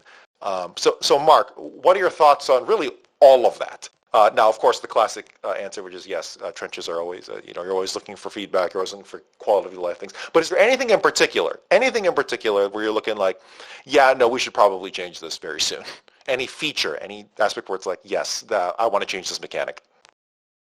Yeah, I would have a lot to say, but I think you stole all the ideas out of my mouth. Like what? Like repeat what I said. So, I think I agree with most of what was just said, and I think we're working on several of these problems. So, like, barbed wire not being able to wrap around trench connectors, I think I agree that's a problem. And I'm bringing up my list. Bringing up my list right now. Keep going. We should work on it. I think husks have an issue. They kind of stick around, and if you want to like try to build something in an area, they're kind of like annoying. Trenches can be used against you more than we'd like, so we'd like to address that. I think we have of all the things, there's the calls where it's like, well, there might be some hesitation to change these things, but I think this is one of those kind of easy. You know what this feels like? Let me say this. This feels like back when we hadn't announced the artillery update, and Liquid Popsicle would come on and be like, your update list, yeah. He's like listing all these things, and we're just like, you know what? Just hold on a bit. Just hold on a bit. So let me go through the list of Destragon. Oh, go ahead, sorry. So this is one of those questions. I'm not saying we're going to address them all, but I think we're on the same page. Maybe I'll just kind of leave it at that. Yeah. Destragon, tell me if you agree with this list or not. Showing ranges for automated defenses. No trench barbed wire for connector trenches. No trench barbed wire for endpoints, the short sides. No trench barbed wire for octagons. No trench barbed wire for T-sections. There's a gap there for people to just run in with a bayonet. No indication that more than 3 players building simultaneously is redundant or not, because apparently it's not redundant for trenches, but is redundant for everything else. Cannot remove trench barbed wire with a wrench. So if you can remove barbed wire with a wrench, but not if it's a trench barbed wire, which doesn't make any sense. Cannot remove bunker modifications. Like if you have to rearrange how a bunker is. Can't add barbed wire to a trench, or you can, this is actually a bug, you can add barbed wire to a trench a whole trench line over, where if you're like in a very CQC like parallel trench situation, you could actually build barbed wire on another person's trenches and mess them up while they're climbing out. I have seen it done, and I have done it, and I felt dirty doing it, so I stopped doing it. That is a bug. A whole bunch of things that collectively, I get why people, to the point where people are saying, hey, don't use trenches at all. I get it. I don't agree with it because they actually are really good if you use them right, as they're intended. But it's a whole myriad of things. Destragon, I completely hijacked the call, but did you agree with a lot of that? Yeah, those were good points. Okay. One thing I want to bring up is a suggestion I read by another person. I'm not sure who it was now. He suggested adding an upgrade to trenches that lets you upgrade them into step trenches so that they can't be used, like they can only be used in one direction. That's been floating around for a while now. Yeah. One-way trenches, or rather one-way firing trenches. So that way you potentially solve the problem of, hey, I don't want to build trenches because the enemy's just going to use them, so I'm going to shoot all the newbies that are building trenches because they're having fun, and that's not good. So, I don't know. Yeah, exactly. Markfoot, please, step trenches. Yes, no? Actually, I saw a really cool idea from the community. There was a subreddit post about putting a sandbag upgrade on one side so that you can, for your own side, people at the ground level can use those sandbags as cover, and then when you're in the trench, you're obviously using the trench as it's supposed to, but if the enemy gets in, the sandbags will block them from being able to use the trench against you. I thought that was kind of like a cool idea. Yeah, I've seen people do that kind of stuff too. Kind of like the reverse step trench, the other way of approaching it. So I think that's kind of like, whenever people are kind of giving feedback, that's kind of thing that like, sometimes it feels like, okay, are the devs even listening, right? And we can't read everything. That's just impossible, right? Especially with like the player base now. But we see stuff like that, especially if it's highly upvoted and it's kind of visible on the Reddit. And it's like, hey, this is a cool idea. People automatically on the team toss that into our Discord, and that like sometimes gets turned into features, right? Like we'll see it like, this is an awesome idea. This just came from, and we didn't even think about this. This is amazing. And I think that's when I see feedback working the best, right? To sort of answer that earlier question of like what kind of feedback do we like to hear? Because it's not just it's like when there's a solution and it's well thought out and it's considered all the angles. It's because a lot of suggestions are like, well, I think it'd be cool if we could do this. I understand it doesn't solve this whole other problem. That's kind of hard, right? Like you can't it's great to like sort of propose a problem, propose like a very small part of the solution, and then just say, well, but it doesn't address all these other 5 corner cases, but let's just sidestep that, right? But Okay. it's great.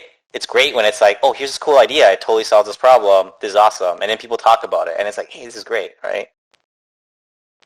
Yeah, for sure.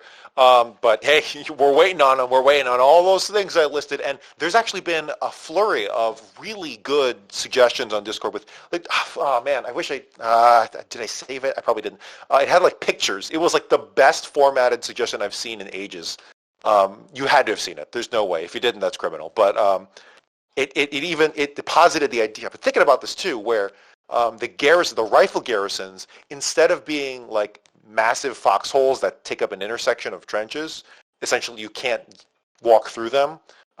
You can now. So like the windows in some way can be used like for AI, but you can actually fight. Like I forget the word that they used, but there's a real, I'm going to link it in the YouTube description, but there's a really good suggestion. Oh, we've seen that one. You had to have. You had to have. We've seen that one. We see, that's the thing. We see these ideas, man. And do like, them. And like, you're trying. Oh yeah. Well, I mean that's for sure. But it's like, and we get, the thing is, we get hyped about this when we see it, right? It's not like, oh, there's all the community suggestions. We got to go through. Like when you post something that's exciting, and it checks all the boxes. Like we literally be on the team. Someone posted it, and then there'll be a whole. Sometimes it spawns an entire conversation on our Discord. Like literally because of something someone in the community, like a cool idea, has come up. We will literally spend like half an hour just talking about this, right? And some there's the constraints of the project. Sometimes it turns into a feature. Sometimes it doesn't. But it's all about timing and your priorities, and I get that. I don't know what's really happening behind the scenes, but man, I know how it feels to be Lek about his trench. I'm waiting on those because I love trenches, but man, they need a lot of work. Destragon, I am so sorry. I completely hijacked your call. I hope I was representing you in some way during that tirade, but it's been a sore spot for me for a long while. Yeah, it's great. Don't worry about it. Okay. Hey, Destragon, thank you so much. Please come back next time. Call in once again. Are you calling from Europe? Yeah, Germany. Oh my goodness, it's like 3. Yeah, it's like 3 a.m. over there or something, Yes, right? 4 a.m. Oh man, get some sleep. Thank you so much. I appreciate it for letting me. Thanks, man. Thanks. Well, you should be sleeping. Farewell. Okay, coming up next, I was hoping to get to this caller just because I don't think we've had them on before, and I personally like to get at least one new caller every show when possible. The Gentleman Gamer, I hope you don't have a fedora. Gentleman Gamer from the Hope Regiment. Welcome to Zero Dark PressCorps. Is this your first time on? It's the first time as a caller, yeah. Awesome. Thank you so much for joining us. What do you have for us here? I've got a few questions about artillery, quality of life stuff, and some questions about the way a wind works. I'm going to open with a few assumptions first that my regiment has made, and Mark, you can confirm or deny them. That'll let me eliminate some questions and we can get through this faster. So a few of the assumptions that Hope has made as a regiment is that wind in a map is split into different regions that aren't necessarily representative of the capturable or region zones in the map. Second assumption is that wind affects different guns differently. One of the variables for the wind effect is how far a shell travels, and the wind that would be applied is based on the region that the shell would land. And finally, that wind is applied after the dispersion is applied to the shell. And then the last assumption, this is really not an assumption, this is as far as I can identify, is that there's 6 different stages of wind based on the flag speeds that we've recorded. And they're not actually speeds, it's just a flat value. Is that correct? I can't answer Do you want all Mark the to go questions. through these and confirm or deny? Yes, no, or can't answer. I can't answer most of them because it's intentional that we don't want to spell out the algorithm because we want wind to feel a bit more natural. So it's kind of by design to be a bit of a black box. But I think that one of the things I can say is that region is. You were saying that regions was one of the things on the list. You were saying that it behaves differently in different zones. Not so much that. It's like when you see at the region map for, say, Deadlands, for example, you have Salt March has its own section of the map carved out in Brine Glen and Abandoned Warden Callahan's Boot.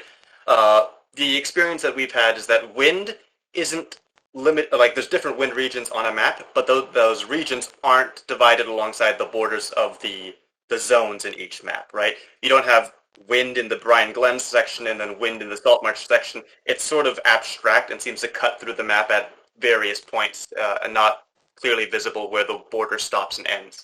That's right. It doesn't change discretely between the zones in a region. So that's one thing I can answer. But yeah, the other ones are tough because when we implemented it, we wanted it to feel natural, right? Maybe you can go through those again. Maybe there's a couple that One at a time. Yeah. The wind affects different guns or different calibers of shells differently. So like firing a 120 at 200 meters would give you a different deviation than firing a 150 at 200 meters. Is that a correct? Yeah. I think it's safe to say that the wind affects different weapons differently. Yeah. So the next assumption that we had made was based on how far you fire the shell, the wind effect changes. So if you fire a shell at, say, a stage 4 wind at 200 meters, but then fire the shell at 300 meters in the same stage of wind, the wind pushes it further. Yes. Okay. Wind affects your shots more the further the shot is. Yes. And then finally, the wind is based purely on the region that the shell would land. So if the center point of the target is in a region, it's only gonna check the wind that's in that region, not all the intervening regions that you might be firing through. That's an implementation detail we don't really Got it. You don't want to discuss it. Yeah. I got it. No, fair enough. The last one that I'm sort of confused on, and this is sort of not a confirmed experience, but rather one the officers in my regiment have experienced, is that wind appears to be applied after the dispersion is calculated for the shell rather than before. So it checks where the shell would land in the radius of impact and then shifts the shell based on the wind. Can you answer that one or no? That's definitely a part of the black box, Okay. unfortunately. But you know what? I think if you talk to enough people, what we're fine with is like the community sort of like figuring out how they think it works and sharing that information. It's kind of like when, I think Max on the team used the example a long time ago.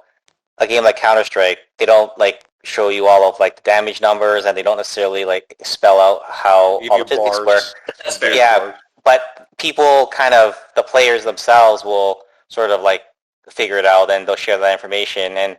And we sort of, there's parts of the game where we do kind of want to keep it like a black box on purpose, just because we just want it to feel less about, we don't want, our ultimate goal, if we can have it, which we know is impossible because players are always going to figure out sort of the gist of the algorithms, right? But what we would like it to ultimately be is that it's just they don't feel like it's an algorithm. They feel like it behaves like the physical part. So that's always a goal. And I totally understand. And if you didn't want to answer any of these, that's understandable. That brings me to the questions I've had now. This lets me eliminate quite a few of them, actually. So the big one that I have is there is an issue with the way wind regions sort of work and the fact that you can build areas on it. An experience that we've been having is that building on the border of a wind region allows structures to be able to ignore artillery fire depending on the way the wind is blowing. Let's say, for example, you're built on the border of a wind region that is blowing in one direction, and the border just across from it is blowing in a completely opposite direction. If you need to fire into the second region to be able to hit in the first region, the second wind region's wind is the completely wrong one, and you just are incapable of hitting the target, period, full stop. Is there a way that this is going to ever get fixed, or is this just something that artillery will have to live with as a difficulty? Yeah, are you talking about firing the storm cannon, or not even the storm cannon? So let's say that the wind is I'm just going to use the Brine Glen border as an example here. Let's say that something is just south of the Brine Glen border in Salt March, right? and you are trying to hit it, and the wind is blowing south. So realistically, you'd have to aim north of the target, right? But if the north of the target is a different wind region that's now blowing north, there is no section of the wind that you could aim at that would shift the shell onto the target. Because if you aim above it, it's shifted into a different wind region that blows the wind in another direction. And if you try to shift onto the target, the wind region itself is pushing the wind, or pushing the shell south, so you would never be able to hit the target. Yeah, can you actually, I actually don't exactly understand what you're saying. If you could, maybe you can send me like a DM after, and I can better interpret it, because I'm a bit, or if you want to try to explain it again, but it's kind of... it's fine. I think we got to move on, but yes, actually, make that list, or write down that list, or share that list with Mark. And I would actually love if you could share that on Reddit, because I'd love to know that information too, because that is a lot of stuff I'm sure all the artillery people are thinking about in the background, back of their head, but they just kind of like, whatever, dude, we got to shoot this thing now. But those are some good questions. All right. And a couple quality of life questions I've had is that will there ever be a easier way of identifying the wind in a region? Because right now it relies on the enemy building a structure next to the target that has a flag. If you're dealing with a bunch of EAT emplacements, for example, or simply active defenses like trenches, bunkers that aren't garrisons, etc., that makes it difficult to get a wind reading on the target. Is there a way that we'll ever be able to get a wind reading without relying on an enemy structure? So, like, you want some... like if you rely on enemy structures. Yeah, so maybe a tool that would allow an observer to see what the wind is without relying on a flag built by an enemy that's at the enemy target, or a windsock of something that you can set up really quickly with like 5 BMETs or something that a spotter can establish. Yeah, no, I think that's a great idea, actually. And I think we wanted to implement something like that. So yes, I think the answer is that is a possibility. Yeah. Okay. And then another quality of life question I had was currently there's a lot of difficulty with pulling shells, transporting shells, and this makes artillery sort of an unfeasible thing to do outside of large organized groups, which in my understanding, it was the hope that by making artillery more accessible, that smaller or random players or public players would have an easier time of picking up artillery. But the logistics train necessary for manning and maintaining an artillery gun on their front makes that sort of untenable for a pick-up-and-go kind of group. Will we ever see any quality of life improvements, like maybe a craneable ammo dump that lets you pull shells faster, that you can put like in an octagon trench? It would act similar to an ammo bunker, but be more exposed. Anything like that would be available? Yeah, I don't see why not. I think that just falls in the category of like maybe that will be some content at some point down the road. Okay. Yeah, I think we tend to start for things like that, like the ammo room. We always tend to start at making these higher end tools, and then we can kind of work our way back from that, making it more accessible, because we kind of learned that starting off super accessible, there's kind of like not a lot of ways you can go, right?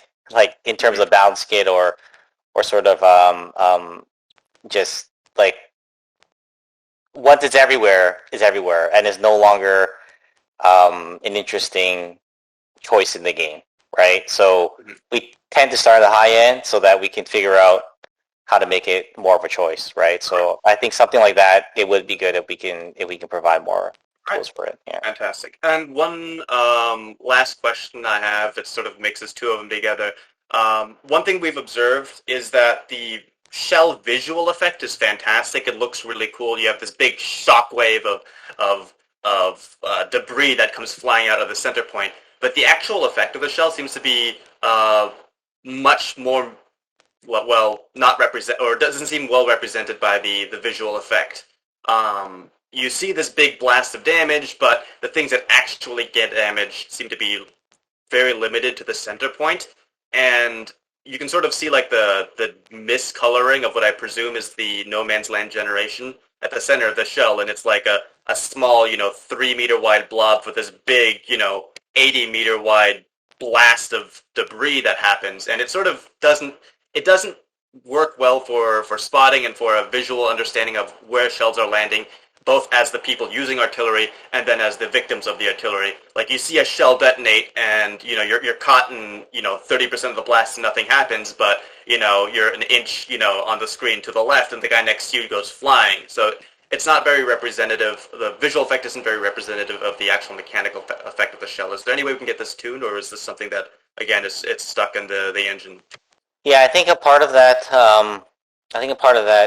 issue that happens sometimes is because the game uses realistic collision detection, right? So it's like if the artillery and the landscape has varying heights, so sometimes if a shell lands an area of landscape that's lower, the actual explosion gets snagged by the landscape in a subtle way.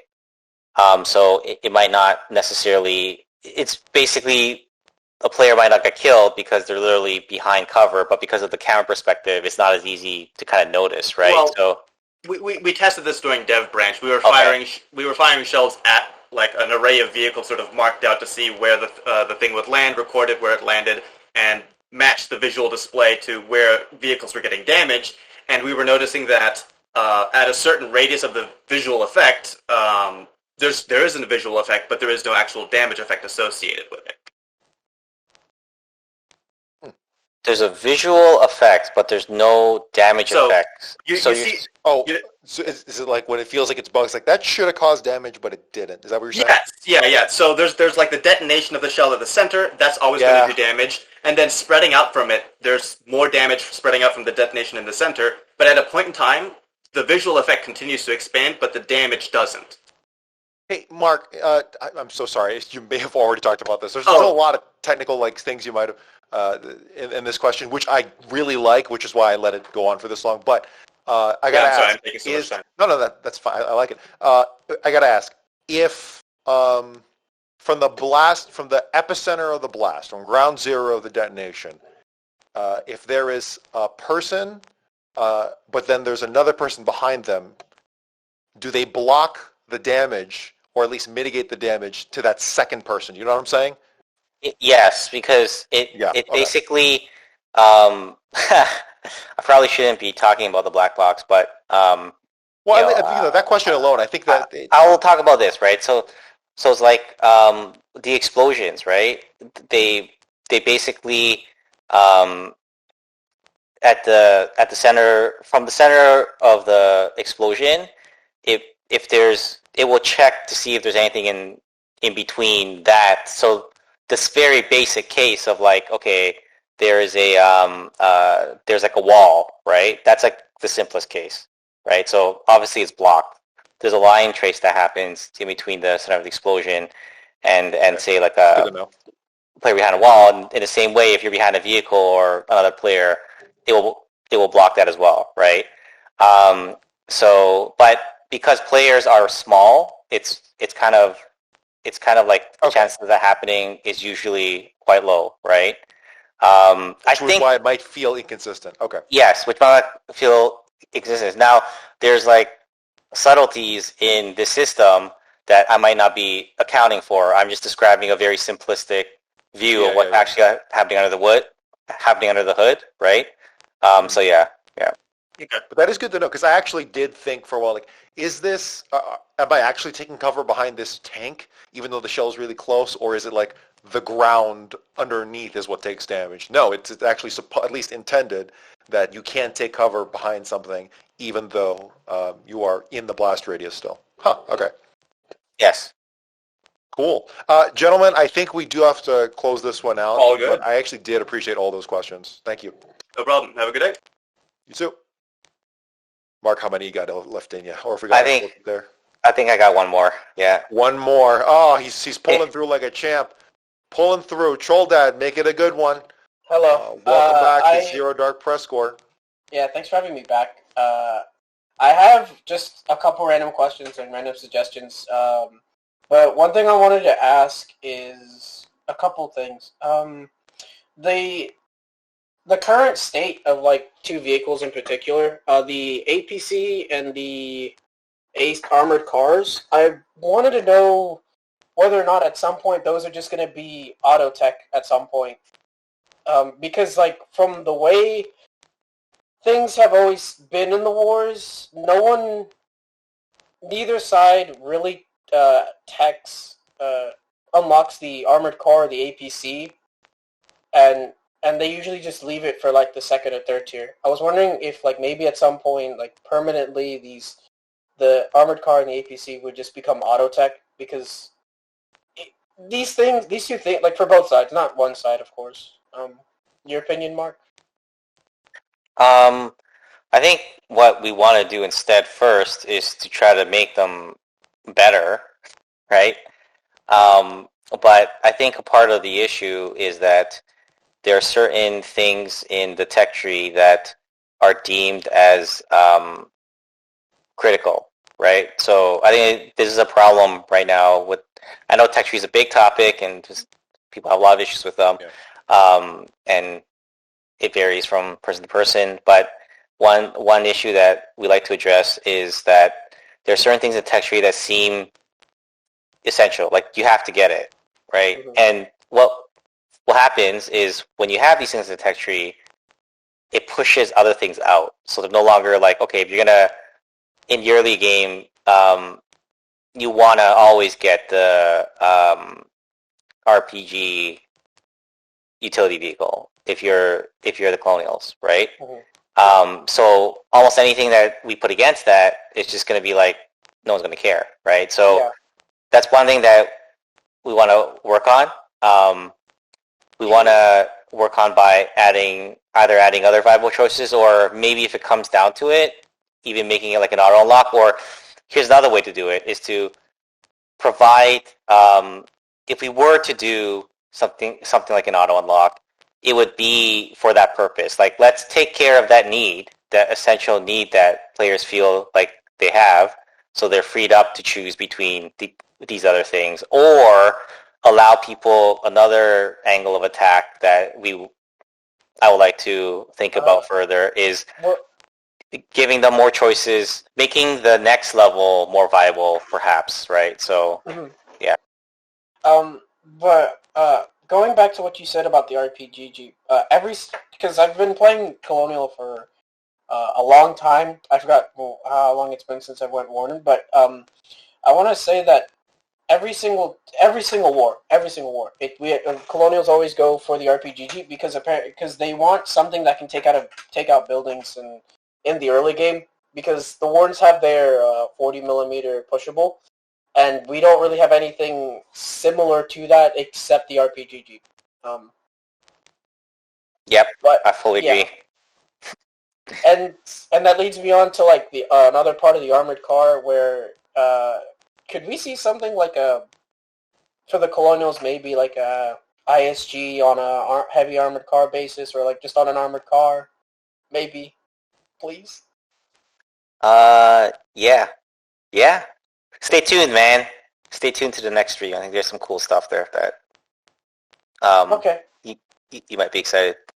Okay, and then I think this is just now. I think we're just going on to suggestions now. I was wondering if maybe later on we would see like an armored an APC variant that's more utilized for like on land instead of amphibious. Because like I'm not sure if you guys are aware of the Kangaroo APC during World War II.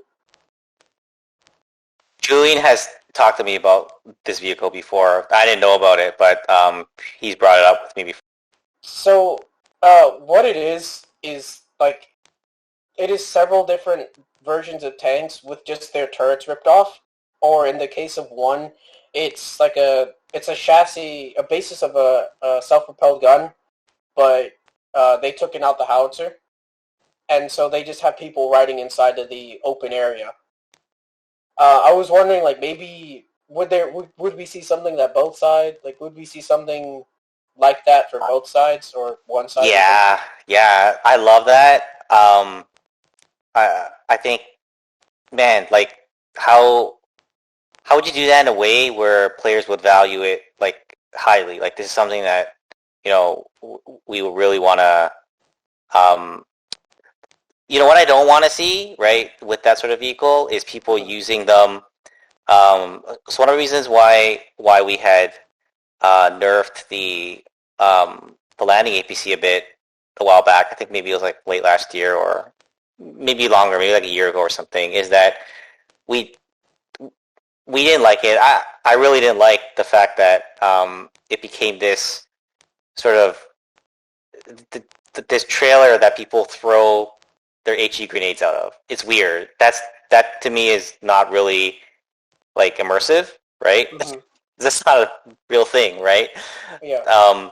People would drive these around everywhere and throw their weapons out, and that was kind of like the meta, right, of how to use those vehicles. So if we implement something like an APC or this this reference that you've brought up, I'd want to do it in a way where that wouldn't be the main use case of it, like people throwing out HE grenades or other explosives, where it would actually be making that transport useful. So you tell me, how would you feel like that vehicle could be useful and that players would actually value it?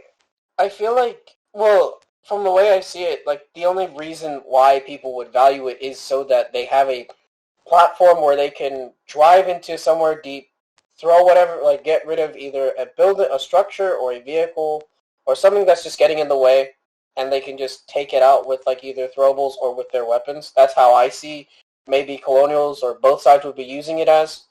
And I feel like there would, because like I really don't like the thought of just like having these players sit inside the vehicles and all they can do is just use like their secondary weapons and just shoot out the APC, which could realistically happen, but I don't know how there would be a way to make it so that so that players could use it in a more, they could value it more there. Sorry.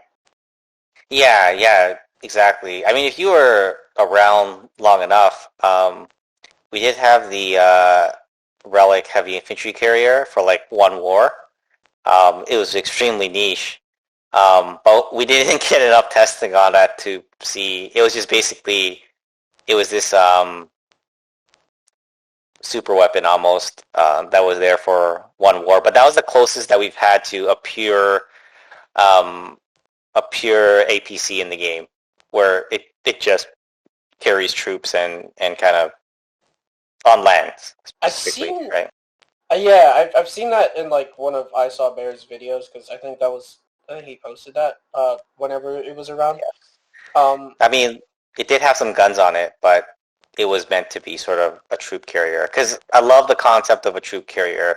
We just haven't figured out a way to do it yet that doesn't seem very silly, right? It doesn't seem like a clown car that people are just kind of like driving around, right? They'll figure it out. They'll figure it out no matter what you do. Yeah. Hey, Trollden, I think we got to close out here, but thank you so much for that was a good one. Oh yeah, no problem. Yeah, thanks for having me on. Continue to post these things on Reddit and keep forming them. I love visuals. I think some people actually posted some like references of some APCs and stuff, which is really cool. Appreciate that. Mm-hmm. But yeah, Trollden, thank you. Yep, no problem, man. Thanks for having me. All right, yeah, thank you. All right, hey, Mark. Thank you for donating your time once again for the community, and sticking around to take these calls and questions. I know for a lot of people, a lot of these calls did go over the soft limit. They're soft limits after all, but whenever Mark comes, the questions get pretty darn deep. Pretty darn, can we answer that or not? So. Yeah, and it's just the nature of it, and as opposed to like Matt or Julian, where it's like. Yep, this is some of the like. Hey. Here's what I got. Like, why do they get all the softball questions, huh? Why don't you give me some? Matt did get some interesting ones because he is a level designer. All right. And they're not lower quality questions, but they're a little easier and more direct to the point, as opposed to some big philosophical stuff. And yeah, hey, quote unquote 7 minutes. Yeah, no, that's some of them definitely not. But sometimes they do get interesting. But regardless, Mark, again, thank you so much, and hope to see a dev stream very soon. That'll be hopeful. I think it'll be soon. Awesome. Great, Okay. thanks a lot for having me. Thank you. For sure. Okay. All right. Yeah. Keep cutting people off. That's fine. Yeah. Hey, just wanted to say thank you again. I think this is a good Zero Dark, and having people on to listen to this stuff always absolutely floors me. I look at the view count like, geez, 100 people are listening to me ramble on about stuff. And yeah, this has been a very interesting war to follow, and at least follow in the tail end of. Words cannot describe how kind of pissed I am at myself that I missed really a majority of it, a good 2/3 of it. I jumped in just in time for the first rocket to go off, which by then is already the last quarter of the war probably. But I'm hoping to get myself and the rest of the Corps cracking on some reporting, at least with some level of consistency throughout the day, or at least the week, and we'll see where that lands. We will see where it lands. But as always, your continued viewership, any amount of time spent listening to the radio or to this show or to anything else we do, reading, whatever we do, even if it's just a few minutes, I sincerely am grateful for that, because it's really silly when you think about it. All right. For the PressCorps, I'm Geoffrey Jennings. Good night. Good fight. We'll see you next time. The PressCorps is a non-profit creative collective of artists, reporters, and players from the MMO video game Foxhole by Clapfoot. Our mission is to engross our audience in and amplify the stories of this unique war ecosystem. The PressCorps was founded in early 2018 by former PlanetSide 2 Radio Free Araxis host, Captain-in-Arms. It is a separate community entity and is in no way representative of Clapfoot. For more info, visit the PressCorps Discord through the link below.